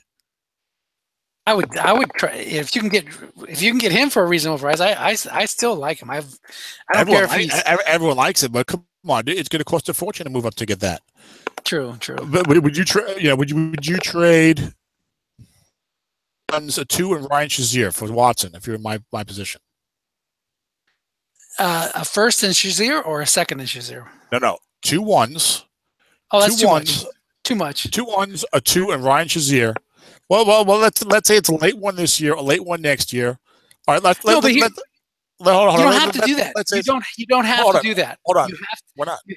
You have to find somebody who has a quarterback that's drafting like 3rd or 4th, and you're drafting, let's say, 16th, and you give them Shazier and a second to move up from the first. So first, a second, and Shazier.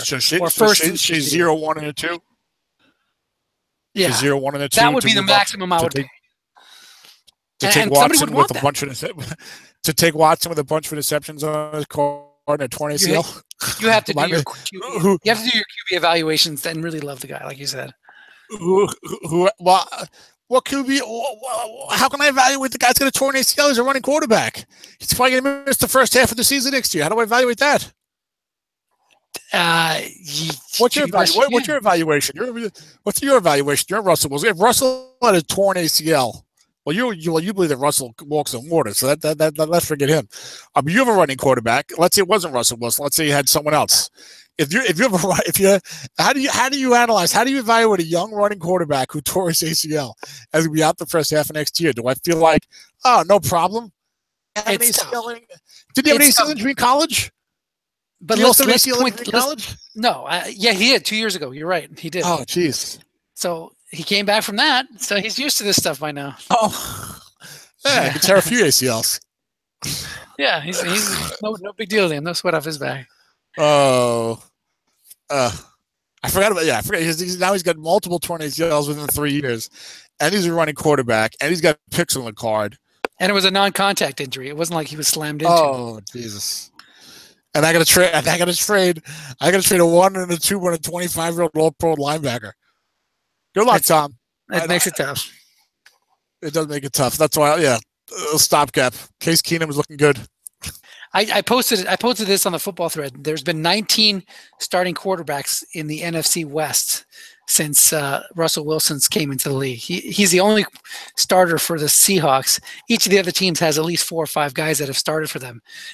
It just shows you how remarkable it is. And he was hurt. He should have missed some time last year or 2 years ago, and he didn't. But it's tough to find somebody who's going to stay healthy. So you may laugh at my thinking that Russell Wilson walks on water, but my God, that guy's been durable. I had to get that in because I'm leaving. My misfortune. Let's turn it around. So let's go back to your current season Jets.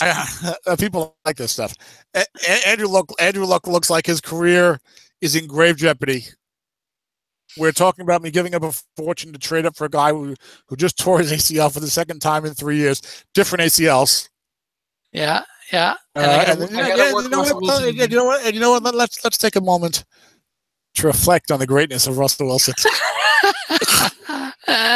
You guys used to make fun of me on the forum. You used to make fun of me thinking that Russell. I said, posted on there that Russell Wilson would be the best pick of those 3 quarterbacks: RG3, Luck, and Wilson. And I truly believed it. You truly believed it. But you would believe that. But it's not fair in Luck's case to say because of Luck's injuries. I think you really have to blame Irsay and the whatever the guys that are doing the drafting. They have done nothing. Was it Boomer Grigsby? Was that the guy? Yeah, Ryan Grigsby, and something. Whatever. Yeah. But there's somebody before that. Grigsby's the guy now, right? The big Grigsby, I think. No. Now it's Chris. The guy came over from the Chiefs. Chris Ballard just finished his first season. Right. Grigsby was the guy. Or Grigson was it Grigson? I forget his name. Grigson. Ryan Grigson. Yeah, I think it's Ryan Grigson. Yeah, there was a Grigsby was a blocking back a few years ago. Yeah. But Grigson, I think he got there. So bad. He got there, and they had the first pick of the draft to draft Luck. Yeah. To Luck, and he drafted T.Y. Hilton there also. So everyone's like, "Oh, great!" And then after that, nothing. What Bill Polian said last week, and I remember reading this for years when the Colts were drafting. They got Chuck Pagano, defensive coordinator, tough guy quarterback. They wanted like big road graders in the offensive line. We're going to run the ball. We're going to pound it. We're going to be physical. Look, he said when we had Manning, where 10 of the 16 games every year are in perfect conditions. You're playing 8 games in Indianapolis. You're playing Houston. 10 games are in perfect conditions. I don't remember. Or maybe because Jacksonville's warm weather. I don't know. But anyway, he said you're playing 10 games in perfect conditions. You got a good young quarterback. Just, you should be focusing on offensive linemen to protect your quarterback. Not we're gonna run the ball and be tough against teams or whatever. So, right. But anyway, the horse has left the barn in that one. I mean, we'll see what happens. I didn't think it happened, but certainly at this point, if you're an Andrew Luck owner, you got to realize you need a plan B. You need a plan B. Yeah. Plan B. You need a new plan A. Yeah, exactly. Plan B is Luck comes back and does real well. You need a plan ahead of that one. Yeah, that one is unlikely. So, if you're lucky, you're like long shot. Mark Long has got Kirk Cousins on the same team and couldn't get what he wanted for Cousins. The trip was injured, so whatever.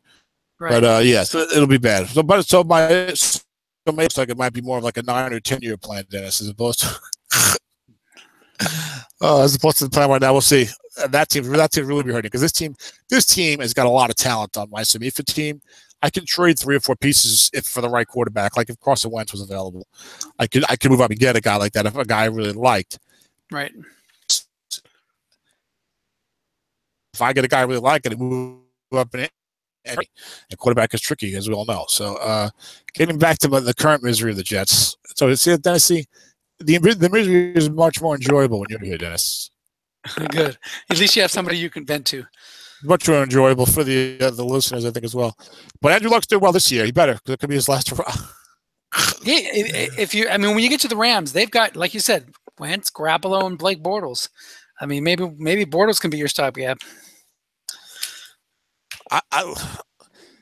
You just depressed me further than you already was. I have to trade for Blake Bortles. I now have to trade for Blake Bortles. I was watching the end of the game last week. Oh my, he was missing guys wide open. They were trying to win. They won that San Diego game, the Charger game, somehow, despite him. He was awful at the end of the game. He did everything he could to help his team lose, except run backwards for a safety. Hey, I got it. Case Keenum. Next year, Case Keenum. Yeah, he'll be the new Brandon Whedon. Tyrod Taylor lost his job. Tyrod Taylor lost his job in Buffalo. Maybe I'll trade for him. But whatever it is. The upside is going to be that a Case Keenum type of quarterback. Those guys, we can't all be Jay Villing and win it with Mike Lennon. Yeah. So we'll see what happens. Maybe Dennis Smith's going to rebuild. They're going to just really focus on offensive line and running game and defense. And I'll transplant this team to AW because they like to play an 1971 style of football. So we'll see what happens. Sounds good. About Andrew Luck. Enough about Andrew Luck. I still shouldn't trade Hopkins. Luck's playing decently. This team's okay. This team's weird. They're kind of weird. I feel like the show's over now. We finished with talking about Andrew Luck. So my team in the first half, I went through my seven. What I left? I got Miami 4-4. I got Seattle 7-1. Buffalo 1-7. Buffalo 1-7. Kansas City 1-7. I like that. Chicago 3-5. Minnesota 5-3, overachieving. Philly 4-4. Detroit 4-4. So a pretty soft schedule in the second half. Yeah, it's a workable schedule for sure. Absolutely. That's what I told you. My first half schedule was much tougher. I was 5-3. I got to play you. No, it was only 4-4. I should probably be the favorite in every other game. And some of them, like Buffalo, Kansas City, those two particularly should be pretty easy. And I know the Bears allegedly have been Matt Ryan and nothing else, so we'll see. Because he also has been wounded by injuries. So I think my team 7-5. Hard for me to feel positive with any projection after that the Andrew Luck diatribe. So let's just forget about my team. All right, the show. You got a schedule that you can go 7-1, finish 12-4, and go on a deep playoff run. So I'm not gonna. You can't take your team lightly. It's got really good talent. Really, Luck's card's not terrible. It's pretty good. Would you have it like 9th or 10th in the set? No, I think I've got it like 11th. Okay, so then you got. I've got Luck and Wilson like right next to each other, and I think they're 11 and 12. I think is what I got. Yeah, but this team's got a lot of holes because this team wasn't really built for the year. It's kind of a weird team, right? And why is my lead? This is not my starting lineup. But I hope the computer manager didn't get reversed somehow. It's got Lane Taylor on the left guard. I didn't realize Chris Connolly has made a push to get into the starting lineup. You need to re-import your coach file. I don't think Ed has it. Well, he had it before. I did. This is the new league file. I just imported it like a couple hours ago. Well, I'm looking at the one that I imported, and those guys are starting. The right guys are starting for me there. I don't know. Maybe you should re-import it. Yeah. You know what? Nope. I have the same thing as you in those formations. But you play two tight end set. Yeah, that's still the wrong. It's still wrong. Yeah, that's wrong. You got to fix it. Yeah. Well, it was fixed originally, but anyway, we'll see what happens. At least it'll be like that. Remember that playoff game, the championship game, 1985 Battle Royale against Dan. Bobby Abier was my quarterback the entire season. I get to his 30-yard line in the middle of the first quarter. In like a defensive set, I throw a long pass, and suddenly I realize the computer put Dave Wilson, the backup quarterback, in. He throws 10. I roll 10 on my card, intercepted. It would have been a touchdown on Bobby Abier. I was like, "Are you fucking?" Sorry for cursing. I was like, "Are you?" Are you frigging kidding me? I was like, "What? I didn't even know it was the game. The guy didn't play the whole season, and he didn't play the whole drive." And I'm like, "What's going on here?" That's those computer. I'm not sure what the answer is, but in those computer. Would you guys generate those computer files based upon the regular season playoffs or whatever? the computer manager and the substituting gets screwed up. I think you guys need to try and can you re-import a coach file from a different league for that or no? You can't do that. I think it'll work. I'll give it a shot next time I do that. Yeah, and maybe it'll make it worse. You can blame me. So yeah, but anyway, but this team is not that great, Dennis. That's the problem. Like you talk about a deep player front, the talent is more for the future than it is for this year. I mean, my run blocking is not that great. You know, my run blocking is not that great, and defensively, I don't have a lot of pass rush. A whole lot of sixes. I got a corner 4. It's not bad. It's not a bad team.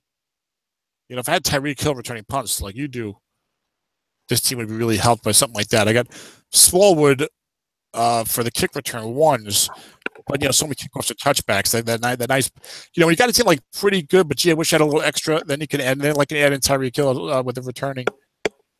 You know what I'm saying? Yeah. So we'll see. But I mean, the defensive line of this team is so young. I started next to the defensive line be Melvin Ingram. What's the guy's name?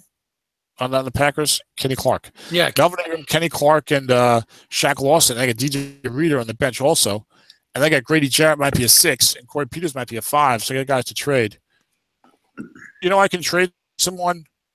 If Artie Burns bounces back into a 5, I could technically trade somebody. Corey Peters, Grady Jarrett, Mark Barron, and Joe Hayden. Half their defense. Yeah. But unfortunately, Corey Peters is a 3-4 nose tackle. So and Grady Jarrett's a 4-3. So really, you wouldn't use both of them. But the idea is that they could almost give someone like a massive injection to the defense. But anyway, let's move on to San Diego. And I think we'll probably wrap this show up in a minute because I'm getting tired. I wanted to do some kind of show, guys, so forgive me if I didn't get to your teams. I'll get through everybody's team, even though Dennis will probably log off. But I think I'll go a little more rapid fire here. We got I'm going to take off now. So I'm going to take off now. You can all right, go Dennis, fast thanks on for your these time. guys. All right, guys. Good luck. Yeah, you allowed me to vent with luck. Of course, I'll go much slower without you, but that's fine. No, Dennis, thanks. Seriously, give each team a 2-minute wash down after you get through the 500 teams, and then call it a day. So everybody from Philadelphia down gets 2 minutes. Well, I was going to go rapid fire now, so we'll see. But I'll see you later, Dennis. Go for it. Yeah. All right, bye-bye. All right, guys, thanks to Dennis for joining us. And the main reason I'm going to go a little more quickly now, I'm just a little tired, quite frankly. And I got some of the stuff I need to do, but I wanted to do some kind of show, so this is what you get. San Diego Chargers, and plus I know some of these teams pretty well. So the ones I don't know as well, I'll probably spend more time on. Of course, whenever I say I'm going to go quicker, then I don't. So you might be in luck if you're hoping to hear more. Or you might be in luck that the show's ending and you can go on with your own life. San Diego 4-3, outstanding game against at home against Philly. It was 4-4. It's a big game for the Chargers. You definitely want to get to 5-3 over 4-4. It just feels like a huge difference to be 2 games over. It's supposed to be 500, especially now you're looking at the second half of your season. 5-3, 8 games to go. Cool, I should make the playoffs. 4-4, 8 games to go. Oh, I hope I can get into the playoffs. Or, maybe I can make the playoffs. More than hope. Maybe I can make. So the Chargers have got Tom Brady. They're running the ball. Tim Hightower's got a good secondary, but a little bit of a weak front 7. But he's done a decent job to get to 4-3. So he's done so far. He beat the Rams, who are rebuilding.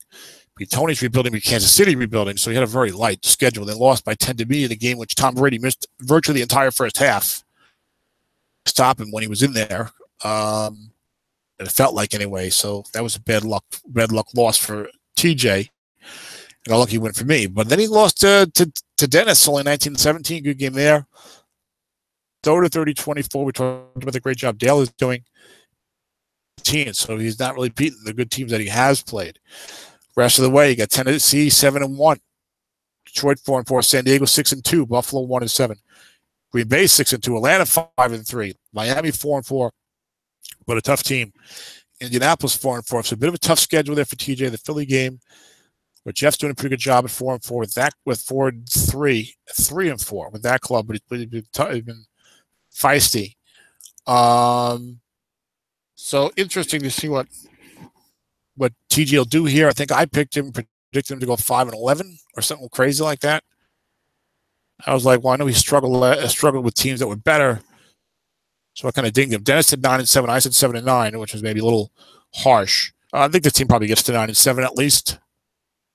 And they can get hot. They have the personnel. They can still get hot.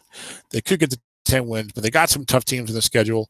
9-7, or maybe even 8-8 seems likely. So mini playoffs or miss. In playoffs, or it could be automatic playoffs. We won't know until we get there. Dallas, Zeb Strong, had never finished with a losing season. And he's been in the league for like 12 or 13 years. Did not have a good quarterback for many of those years. Dennis predicted 10-6. I predicted 9-7 based on the strength of Zeb's coaching. But those might have been a little optimistic. He's 4-4 so far. I wonder who he's been using at quarterback, because he's got Mariota and he's got someone else. Cam Newton. Okay, that's right. So it has been Mariota. He's not playing that well. Only 51.7% completed. He's being outgained by nearly 400 yards. Turnovers are nearly even. The offense looks like it struggles at times.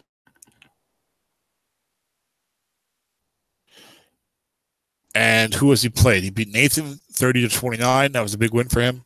He lost to me 2014. Lost to Ed 28-16. Beat Arizona 27-9. Lost to Mick 28-14.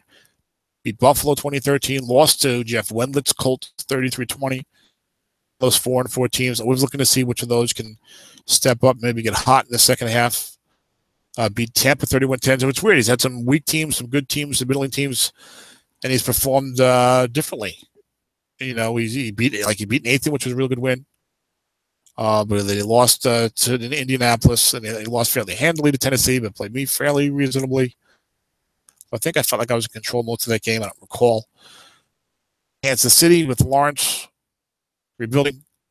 He's got Chicago 3-5. He's got Pittsburgh 4-4, but good. Detroit 4-4. Philly 3-4. Houston 6-2. Miami 4-4. Seattle 7-1. His work cut out for him with a fourth quarter schedule. If he wants to get to 9-7, he's got to take advantage. Schedule. You got Kansas City, Chicago, Pittsburgh, Detroit, and Philly. Those 5 games. He's got to win 4 of those 5 games if he wants to make sure he gets in the playoffs. That's a tall order. Jeopardy of ending up with a losing record for the first time ever. And I do think the league is pretty competitive. So we'll see. And I wouldn't blame him. He traded a whole lot from Mariota 2 years ago. So a rebuild by Zeb's standards, which are not massive rebuild. He's got a young developing team. He drafts well, trades well. So we'll see what he does. See if he can get in there. I think he'll miss it. 8-8 looks like what you'll probably see. Detroit's Bradley Miller's team 125 points scored, 125 against. So they're playing real good defense. They're playing real bad offense. Is this a Matthew Stafford team? Stafford's quite not great this year. Yeah, he's got Matthew Stafford. And he's got Alfred Blue. I tried to play against this team, I think. Almost certain I did. 3-4 defense. Ooh. Goes 6-5-4 and 0-5-4-4-4-4-5-6. So his defense is actually probably overachieving in some ways. So he's done a nice job with that. Take a quick look at those stats. He's given up under 300 yards a game. He's also gaining under 300 yards a game. He's turned the ball over 13 times. He's 4-17. He's +4 on that.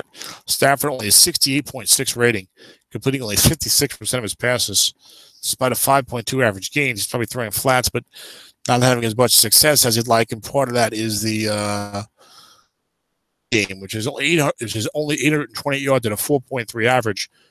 The league is averaging 4.8. And you can tell with Alfred Blue, DeAndre Washington, and Thomas Rawls, it's not a very strong running game, so it's a lot harder to be successful when you're throwing guessed right virtually every single play, which is what Stafford has to face. And then on the other end, he's giving up 66% completed over mostly flat and getting hurt on the ground, but yet he's not giving up the points. So maybe a little bend but break action, bend but don't break action. Red zone efficiency is 67% allowed, which is good, a pretty good number. Only 69 for the offense, which is therefore not that great a number. And Detroit, let's see who they beat. They beat Philly 20-21. They won 3 out of 4 after starting 1-3. So they beat Philly 20-21, beat Kansas City 24-3, beat Miami 17-10, beat Arizona 2017. So lost to the Colts 17-6, to Paul Mankowitz's team 16-3 with the way the defense is playing. Lost to Green Bay 13-9. Ripley 28-18. He has not had the toughest schedule in the world. It is only 4-4. Let's see what awaits him in the second half. Plays the Rams, rebuilding. San Diego 4-3, Chicago 3-5, Dallas 4-4. Above 500 there, but teams in that 3-5, 4-4 range. And then ends up with Denver. Ed 4-4, but much better than that probably. Tennessee 7-1, and the Jets 5-3. So it'll be tough. I mean, theoretically, Brad could get to 9-7, but but I don't know. I think I see 8-8 or 7-9, possibly more likely. It's tough when you get to finish with Ed, the 7-1 Titans, and my team is pretty decent. They're 5-3, and your team is maybe not that great, and you're already 4-4. It's kind of hard to say, yeah, he's gonna get to 9-7 or better, but it could happen, and we'll see what happens there. I think he's already overachieving. No, he's right on line with our predictions, and of course, we had not looked at the strength of schedule beforehand, but Detroit was predicted for 8-8 by me. No. 8-8 by Dennis, 9-7 by me. But I don't think I'll see 9-7 here. I think 7-9 is more likely, or 8-8. Indianapolis, Jeff Wendlandt, 4-4. A lot of competitive action this year. I like to watch the standings. I might click on them once every 4 or 5 days or so, and you just see a lot of results of like close games. And again, it seemed like within one game of 500 for most of the first half of the season. Then we started to see some separation, which is, part of that's a matter of the game starting to pile up, of course. But there was a lot of guys, 3-2, 4-3, whatever, 3-4, 3-3. And then some of them would get hot. Like I think Paul was 2-2 when they got hot. Other guys may fall off. Tim might have been 2-2 in the lost 4.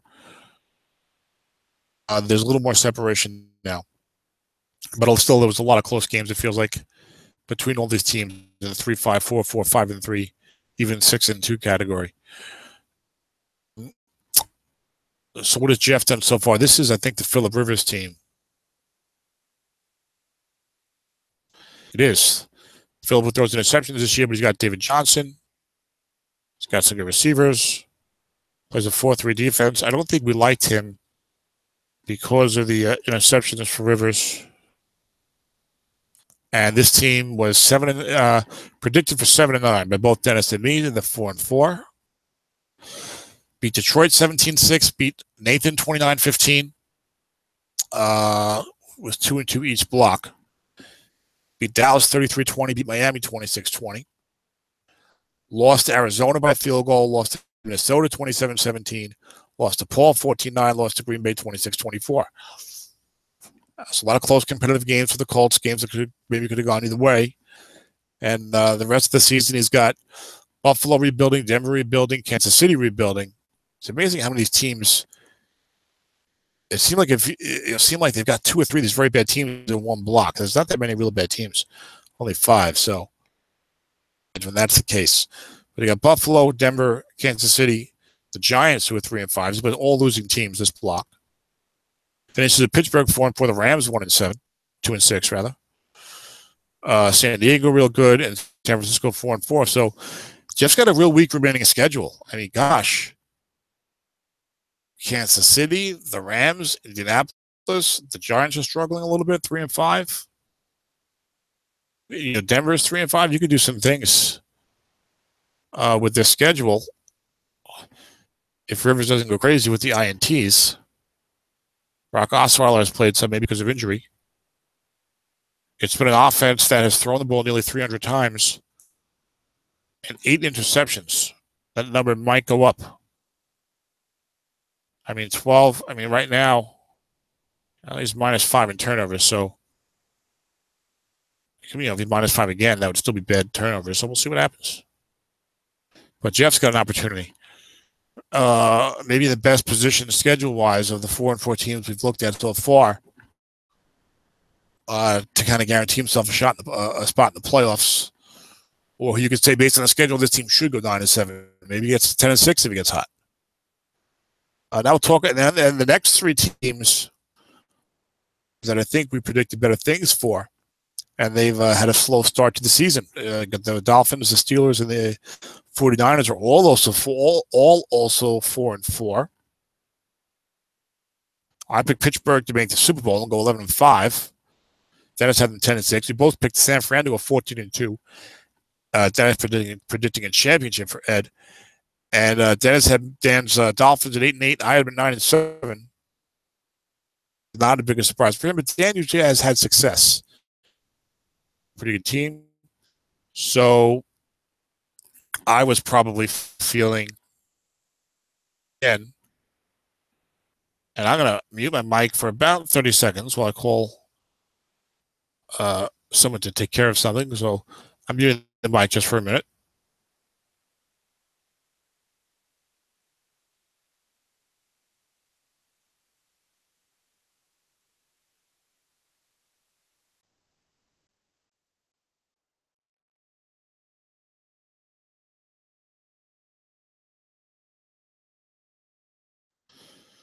Alrighty.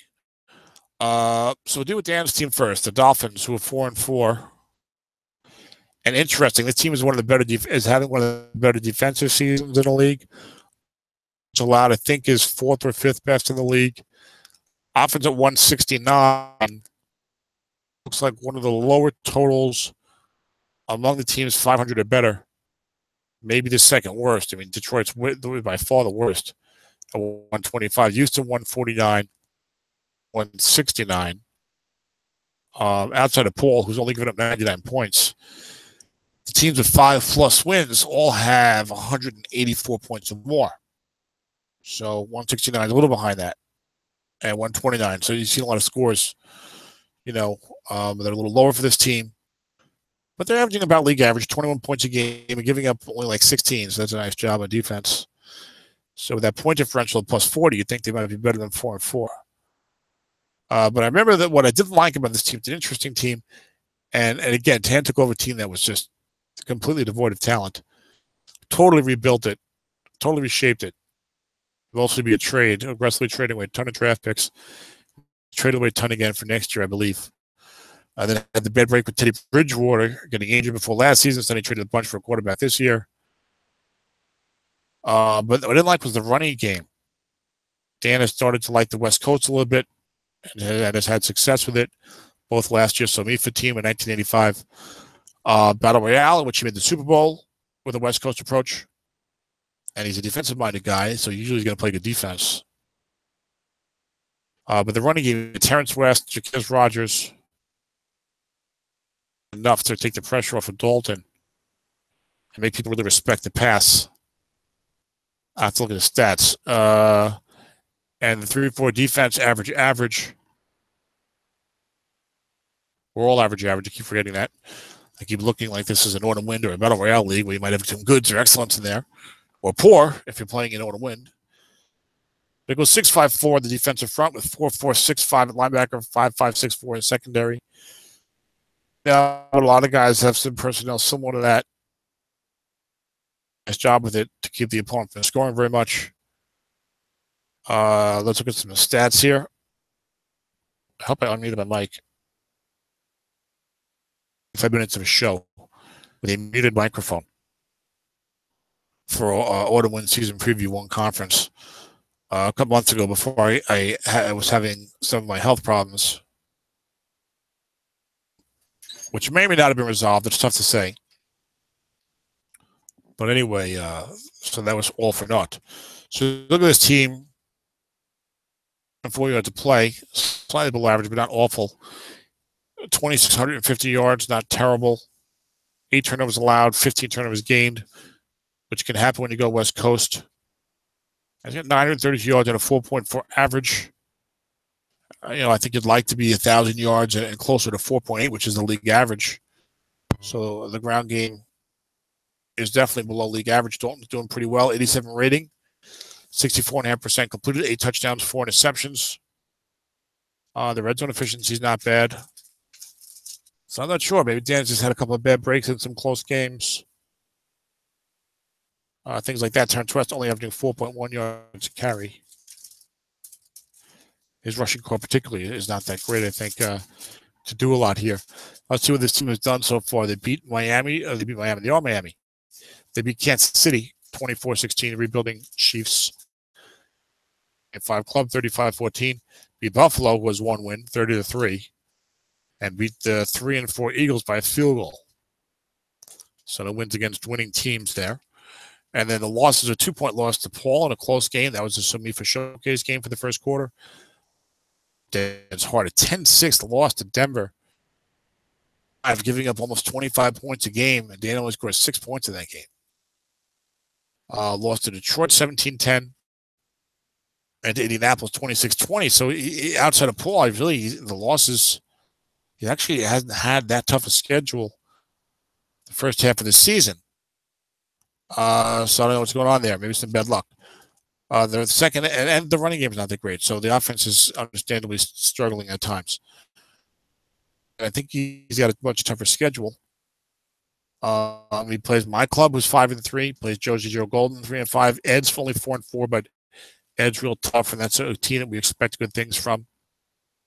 Go like, 4-4, no problem type of game. Not that 4-4, no problem, but okay, this team is pretty decent, but not great. But you think differently with Ed's club? I think this year at 4-4. Then he plays Green Bay 6-2, Arizona 2-6, Cincinnati 6-2, the defending champion. Dallas 4-4, his 5 team with San Diego 4-3. So he's got some good teams on the second half of the schedule. Bay, San Francisco, my club's 5-3. Dallas is no pushover at 4-4. TJ's 4-3 with Tom Brady. Even Joe Golden 3-5 is no pushover. So I don't know. It's gonna be tough, I think, for Dan to get to 9-7. I think you might see another 4-4 half. And we'll see. That's why the Denver game had to kill him. If he would have won that game and got to 5-3, you'd feel like he'll find a way into 9-7, at least the mini playoffs. Good news, at least with Bridgewater coming back in the NFL. Hasn't played yet, but at least he's healthy. And you would think that next year he'll be playing for somebody, probably, if he stays healthy. So we'll see what Dan does the rest of the way. Move on to the Pittsburgh Steelers. Ron Martin's 4-4 club. That's a club I predicted to win the Super Bowl. They're being outgained by 27 points. Outscored by 27 points, 210 points. I think he's the second worst defense in the league in points allowed. And Ron was always known as a defensive guy. This brings me to look at the team itself and not just the stats and standings here.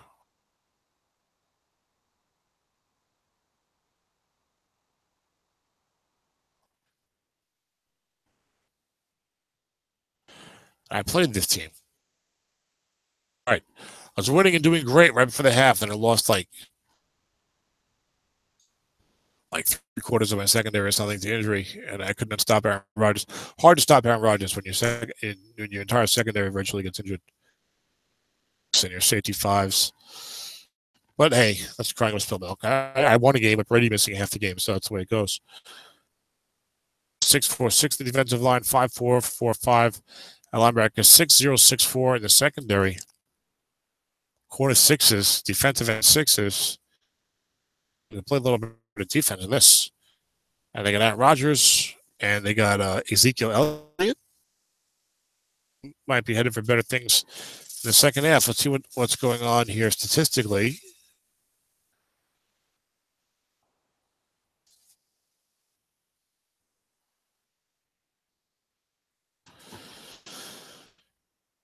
I mean, Aaron Rodgers got a 97.4 rating. He's thrown for almost 2,000 yards. That would be 4,000 yards, which is a lot in these SOMIFA leagues.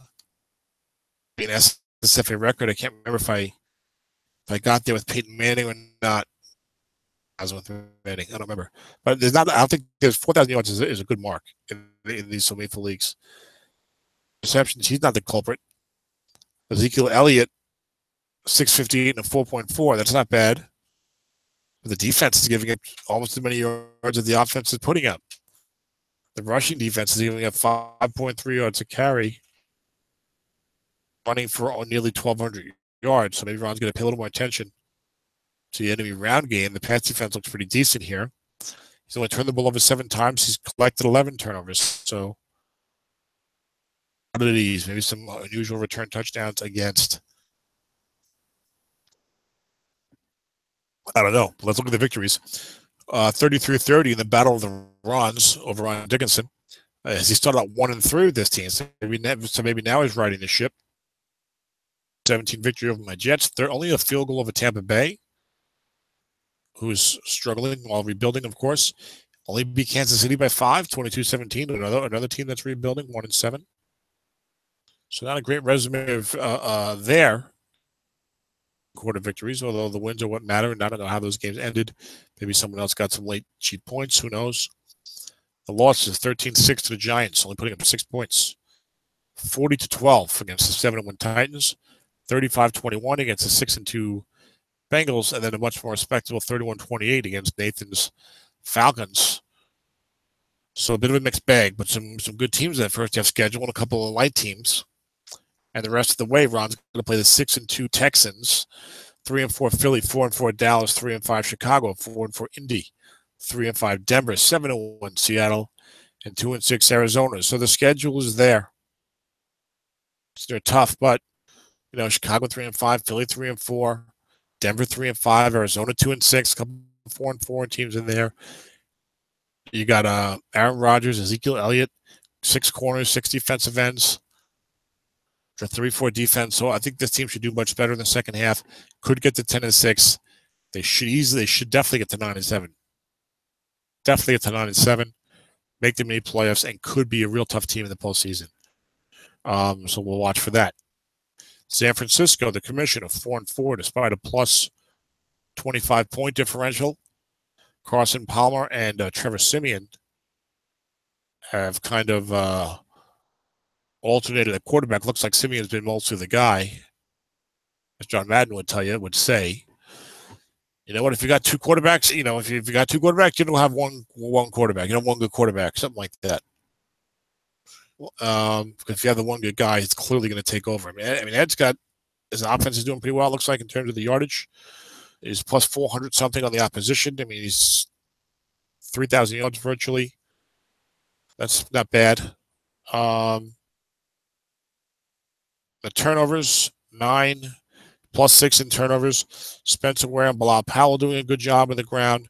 5.3 yards a carry as a team. Rushing, it looks like. Passing it 10 times more than he's running it. But the passing game has been strange. He's only completing 50.2% of his passes in the league. Simeon's completing 52.2 with 7.1 average gain. That means he's going down the field a lot.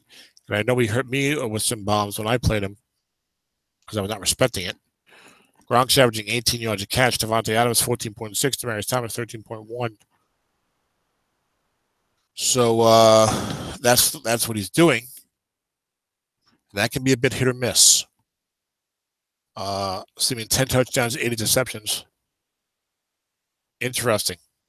And he's giving up 66% completed with a 7-yard average gain. That's not like Ed, who's normally very good defensively. I don't think he's giving up a lot of points, but those numbers seem high to me. And people throwing 253 passes compared to 187 runs, 4.5 yards against on the ground. So maybe he needs to pay extra attention. Pass. Well, he's only got up 167 points. That's league average, right? Just under 21. And I think he has a good secondary. So, of course, he got a horrible luck loss against me. So let's look at the results here. And then we'll move on to the other teams, none of whom I think were predicted to make the playoffs. Not that predictions are everything, but if you weren't predicted and you're under 500 halfway through, there's a good chance of not making it. So, San Fran's 4-4. They beat Dallas 28-16, beat Buffalo 36-25, beat Houston, Paul Mankiewicz 23-6. That's an impressive win. 11. Lost to me on an onside kick, but about a minute 52 left. Otherwise, Ed wins that game. 38-34.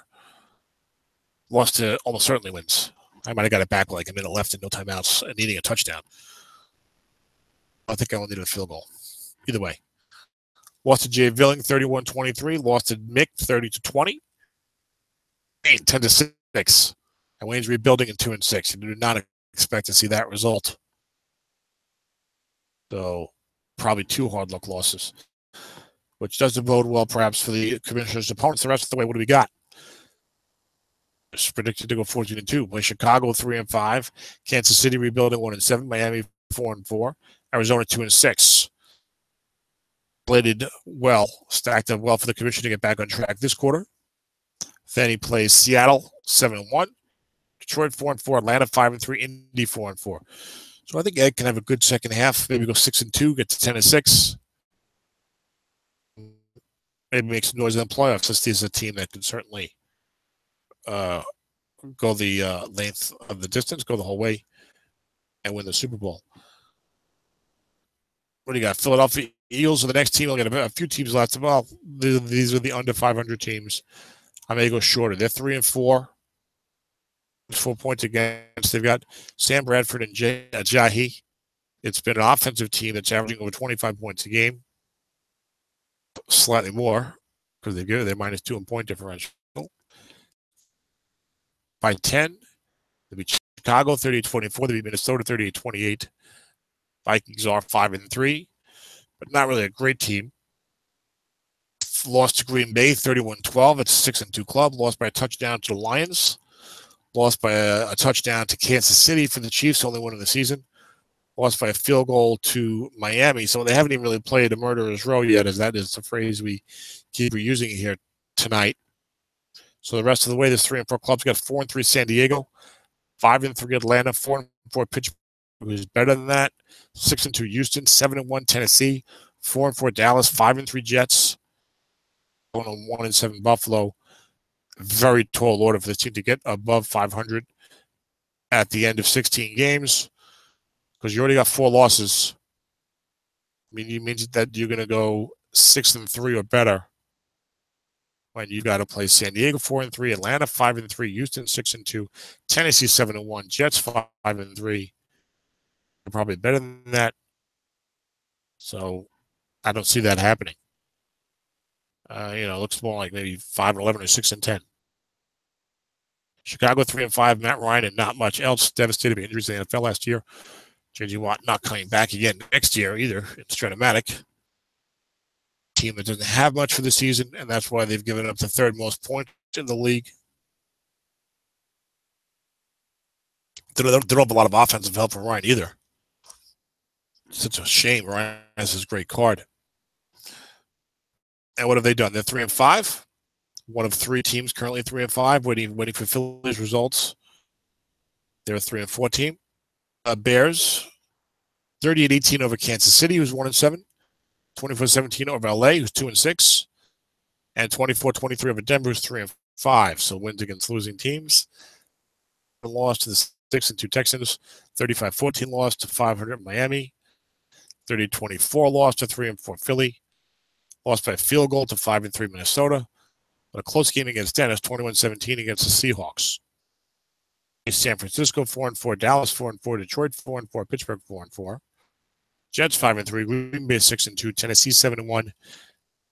6.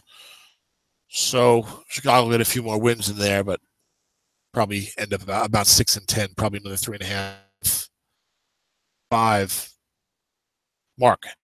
The Broncos with Tony's team, they've only scored 139 points in 8 games. That is a very low number. Not a lot of teams here under 140 points scored, and they're all near the bottom of the standings. So defense might win championships, but bad offenses certainly lead to a lot of losses.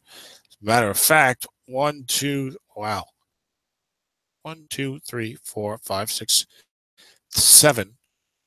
There are 8 teams in the league that have scored under 150 points. 7 of them are 3-5 or worse.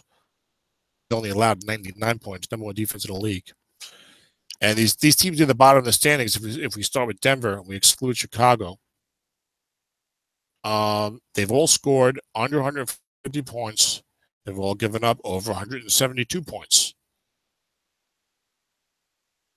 They probably deserve the records that they have. And then, like I said, none of these teams really predicted to do a lot this year. I think Denver's got Eli Manning. Dennis predicted 3-13. I predicted 4-12. So achieving, I guess, a little bit. The Giants 7-9, 8-8 were the predictions. Those are probably the best predictions for a team that's currently 3-5 or worse. And 3-5 is not horrible. Let's see. Denver defeated Minnesota 28-24. They started out 2-2. 7. They beat Miami 10-6. It was a pivotal game for Miami. And then Denver lost 31-17 to the Chargers, who are 4-3. 31-6 to the 5-3 Falcons. Chicago 22-11 to San Fran. I had a lot of good offense in the game against him, and he lost to me 48-21. And the rest of the way, he plays the 3-5 Giants, the 4-4 Colts, 2-6 Tampa Bay, 6-2 Cincinnati, 4-4 Detroit, 2-6 Arizona, and 2-6 LA. So there's some chances for some more wins in there for Tony. And I thought he has a decent running back card. I'm trying to remember who his running back was. I remember, Mike Gillislee. He's got Mike Gillislee, then Duke Johnson's got some ability on the card as well. Defense is, I think, a little tricky to manage. 4-4-6, 5-0-5-0, maybe 5-0-5-4. Maybe his computer manager's off. 4-5-6. So the team could do a few things. He might be able to make a run at 500, possibly. I mean, Arizona, LA, Tampa Bay, you got to win like all three of those games. And then there's real good teams in Cincinnati. That's the only real good team he's got left is Cincinnati. Pittsburgh's 4-4. They should be better than that. So Tony's got a chance to do some good things in the second half of the season. But it's hard, I think. It's hard when your team is not bad. It's hard to look at a slate there and say, I'm going to go 6-2. But this team could maybe, get to 500.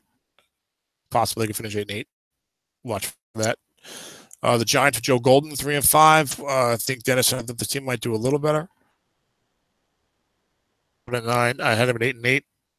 The offense can't go anywhere. 148 points scored. I mean, it's not awful, but it's a Colin Kaepernick team. That can be tough.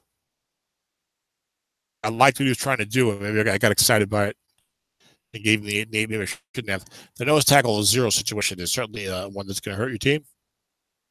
I remember playing against Joe. That's right, and he was lamenting. That was really killing his defense because the rest of his defense has got pretty good personnel. That nose tackle 0. He doesn't make any plays. Doesn't make most of the plays. The 0 doesn't make any of the plays. You can't get one stop. Tougher to coach around, I think. I mean, you almost have to live with an inside linebacker and linebacker, and a lot of guys playing 3-4 like to bring up that ILB, at least one of them, and call pass. So now I might be running draw plays at a 0 back, or you're going to try and play cute, guys run more. One pass wrongs, flat pass wrongs. The flat will be flooded less often because you need to protect against that nose tackle 0. At least give me a 4. A 4 a lot, actually. So I feel like you have a chance then, at least. And you still got to cover it, but it's like, I know tackle 0. I mean, it's tough. What's Joe done so far? 13-6, a victory over Ron Steelers, 21-13 over Minnesota. So Joe was 2-2 and then lost 3-4 in the second quarter. His other victory was 30-17 over Green Bay. So the Rons could not beat Joe this year. And those teams are good teams. And his other victory was over a winning team too, 5-3. So let's see who he lost to. Lost 31-13 to Nathan. Lost 33-31 to LA. That game really hurt him. And to me, lost 18-15 to Dennis. Lost 32-15 to San Diego. So Joe's had a pretty tough schedule so far. He's already played Seattle, Atlanta, my club, Green Bay, San Diego's 4-3, Pittsburgh. And LA was the only easy team he had in the schedule, and he lost to them. So that really hurt. If he could have won that game, he lost 33-31. He'd be 500 at 4-4. Second half of the season, it's 3-5. Miami 4-4, pretty decent. Arizona 2-6. Indianapolis 4-4. So that's a workable third quarter. Picture better. They got to play Tennessee 7-1. Buffalo only 1 win. Kansas City only 1 win. Tampa Bay only 2 wins. Fine, but Buffalo, Kansas City, Tampa Bay, and Arizona.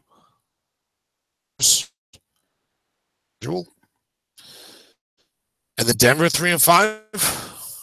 And then Miami and the Colts are 4-4. A good 7-1, but Joe's got a chance. Joe's got a chance to get to 97. I think is a pretty decent chance. Bad luck. Maybe he's going to finish 7-9. I mean, Kaepernick's not that great. Maybe it's time to switch up the offensive philosophy, bring Alex Smith in there and go a little more West Coast. You've got some decent running wrong cards, I think, on this team. Well, you got Isaiah Crowell. You got C.J. Anderson. Crowell has a lot of carries. I know Alex Smith's card is not that good this year. It's still great flat, though. Still great flat. And I wonder if he has switched it up at all. You have some good numbers in the rest of the defense. Look at that secondary. 5-6-6-5.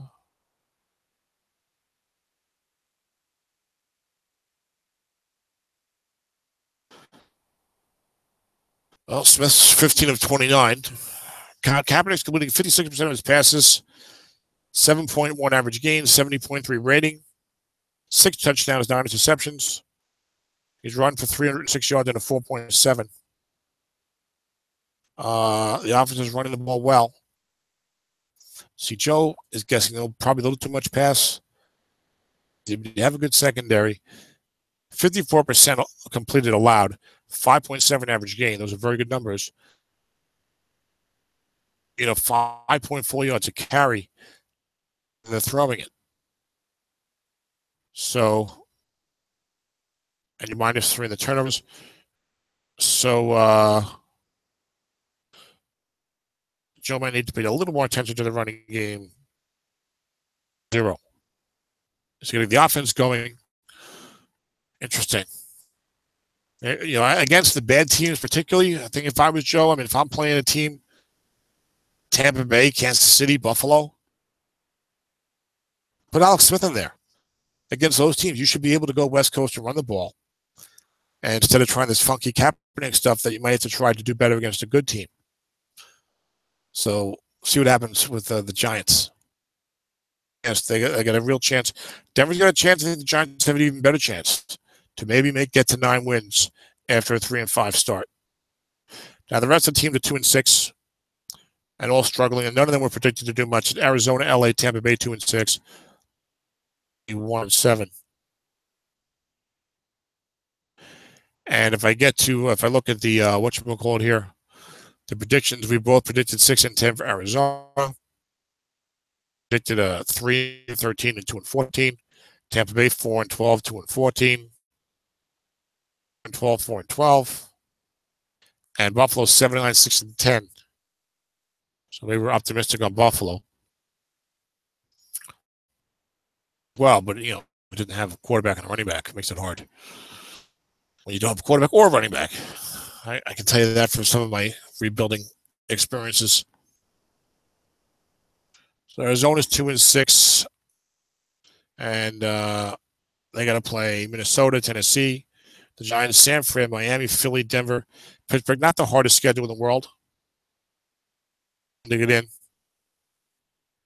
His victories were against the Colts by a field goal and Kansas City 27-13. He's being outscored by 48 points in 8 games. Seattle, Buffalo 30-20, 27-9 to Dallas. Close ones in there, but we'll see if they can win some games. I don't remember all these teams. They're not really gonna. The Rams 2-6 have been the tough team that no one wants to play. You want to play them because they're not very good talent-wise, but they've been very tough in a lot of these games.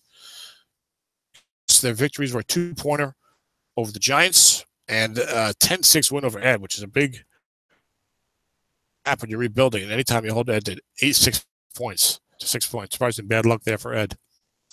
Then the losses all lost by touchdown to TJ. Lost more thoroughly, 31-17 to Dennis.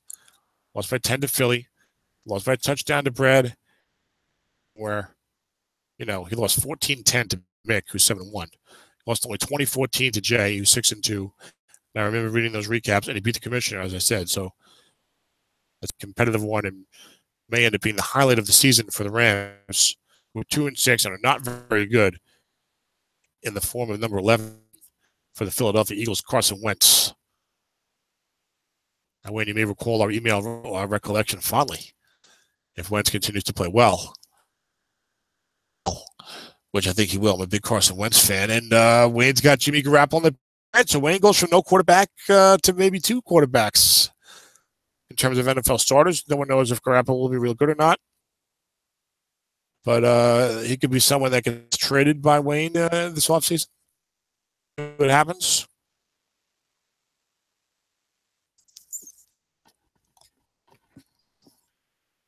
I think Jimmy G's okay.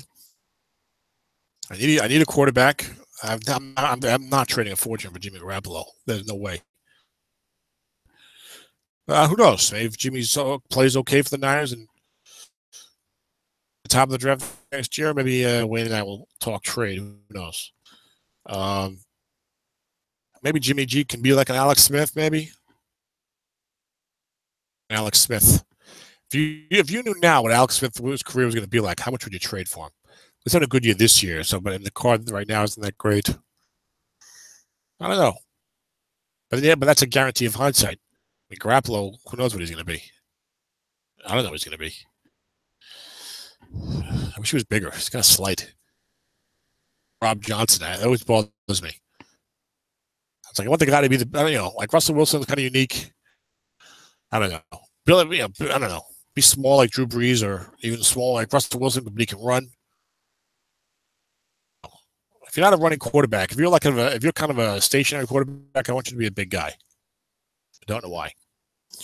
Anywho, rest of the way the Rams play: Detroit 4-4, Green Bay 6-2, Mini 5-3, Atlanta 5-3, Tampa 2-6, Colts 4-4, Houston 6-2, Denver 3-5.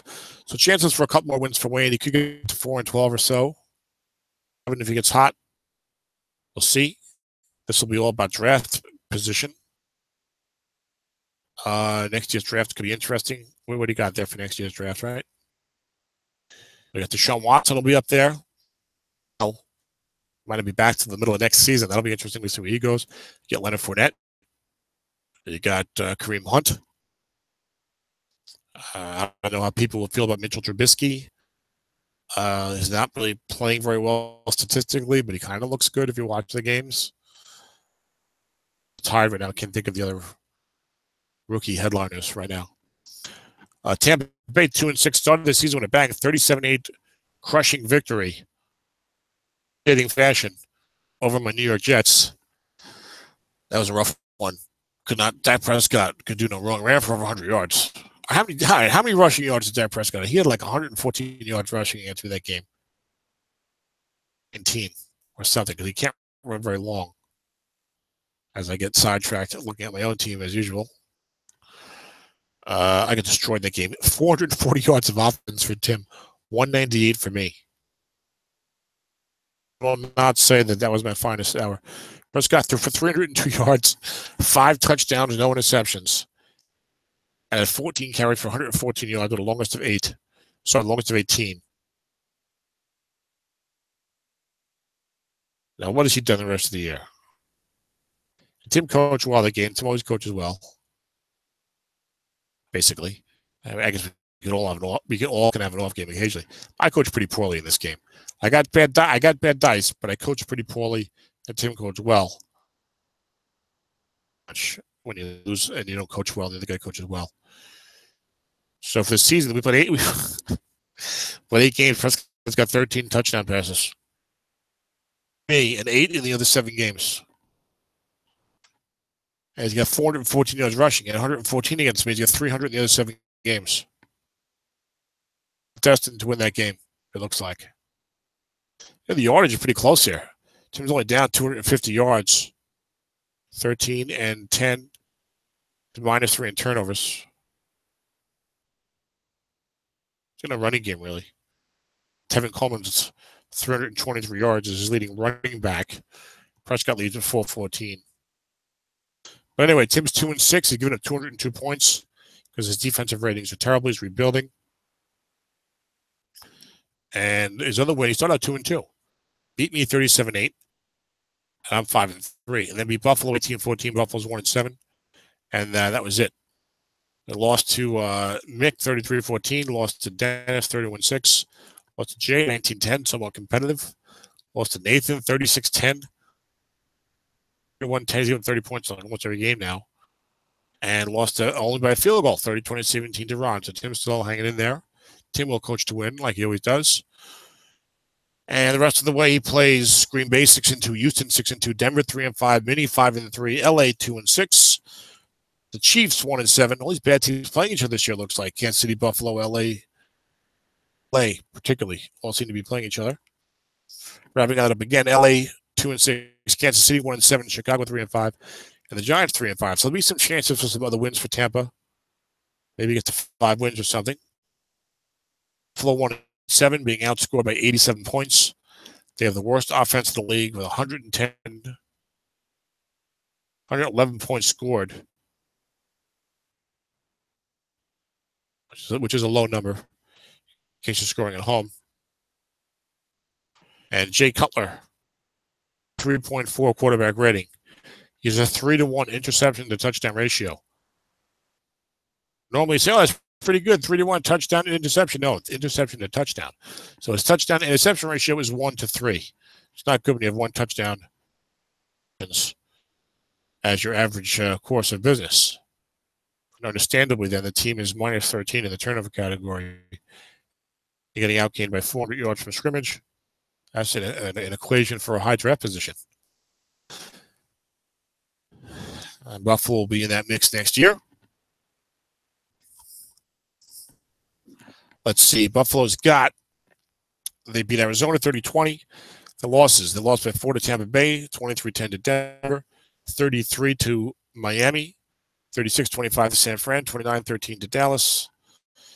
Anyway, who cares? They're 1-7.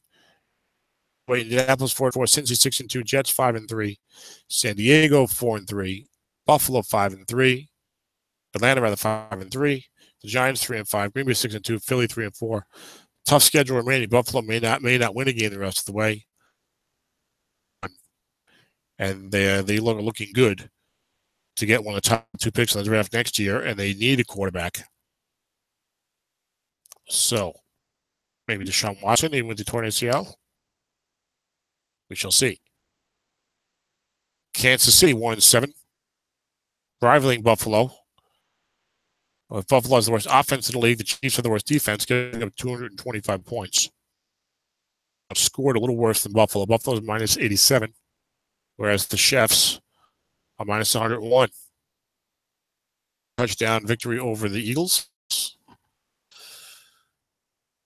Other than that, he's lost to Miami, Chicago, San Diego, Houston is 6-2, Detroit, Arizona, 27-13 against a 2-6 club to Pittsburgh. But the losses have been rather one-sided. And are there any wins on the horizon? They play Dallas 4-4, San Fran 4-4, Indy 4-4, and the Jets 5-3. That's me. Forgot. They have been listening for the last 2 years, or reading the form the last 10. Fourth quarter, Minnesota 5-3, Tampa Bay 2-6, the Giants and the Bengals. So Lawrence might be in a slightly better position to pick up a win than Buffalo, but he'll be in that mix. The Chiefs will probably have the first 2 picks in the draft. It's down in there. I'm not sure. Buffalo, Kansas City, Arizona, probably the first 3 picks in the draft. And Lawrence has got Jameis Winston and Jared Goff. Jared Goff, number 20 overall. Not a fan at all, as you know, if you listen to my post-draft show. So he's certainly exceeding my expectations. 20 was a reasonable spot to get him. You know, I felt like his upside was kind of Jay Cutler. still not totally sold on Goff. He's got a very strong arm, no doubt about it. They do still throw a lot of these like trick plays and swing passes and stuff that go for good yardage. Throw a really good deep ball so far. They list 4 picks, which is amazing compared to last year. But I need to see more. We have seen some things before. Nick Foles and Josh Freeman. This type of thing has happened before. Pick of the draft, but Freeman was an NFL first-round pick. So it'll be interesting to see over the next year or two what Goff does. Sean McVay deserves a lot of credit. Jared Goff deserves a lot of credit. So he's got these 2 quarterbacks. Winston injured this year a little bit. Start. We'll see if Lawrence looks to make a move. Lawrence, I told you to trade Sam Bradford in Autumn Wind. Not to Stafford. I know Stafford's card's not that good this year, but now next year nobody's going to give anything for him. Anyway, that's another story. Devonta Booker, by the way, leading the SOMIFA in receptions and receiving yards. We all saw that coming. He did catch 31 NFL passes. This card's leading the league in receiving. Very nice. Nobody cares because they win. They're scoring almost 30 points a game against them. They're scoring by 101. So, yeah, got to throw to Booker. This team is obviously not built for the year. I suspect Odell Beckham is drawing a lot of attention. Anywho. So this Chiefs team will be in the mix. So there's our show.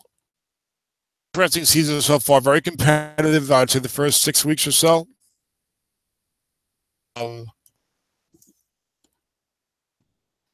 Which you figure will be the case, right? But it just seemed like there was a lot of guys 3-3, 3-4, 4-3. It seemed like they were that way. And it was week 7 and 8. All of a sudden, you ended up with teams. All of a sudden, seemed like they were maybe playing more games. Maybe some guys who were 3-2 played more games.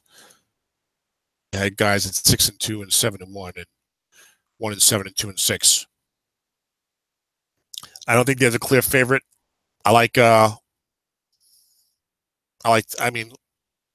Real competition there.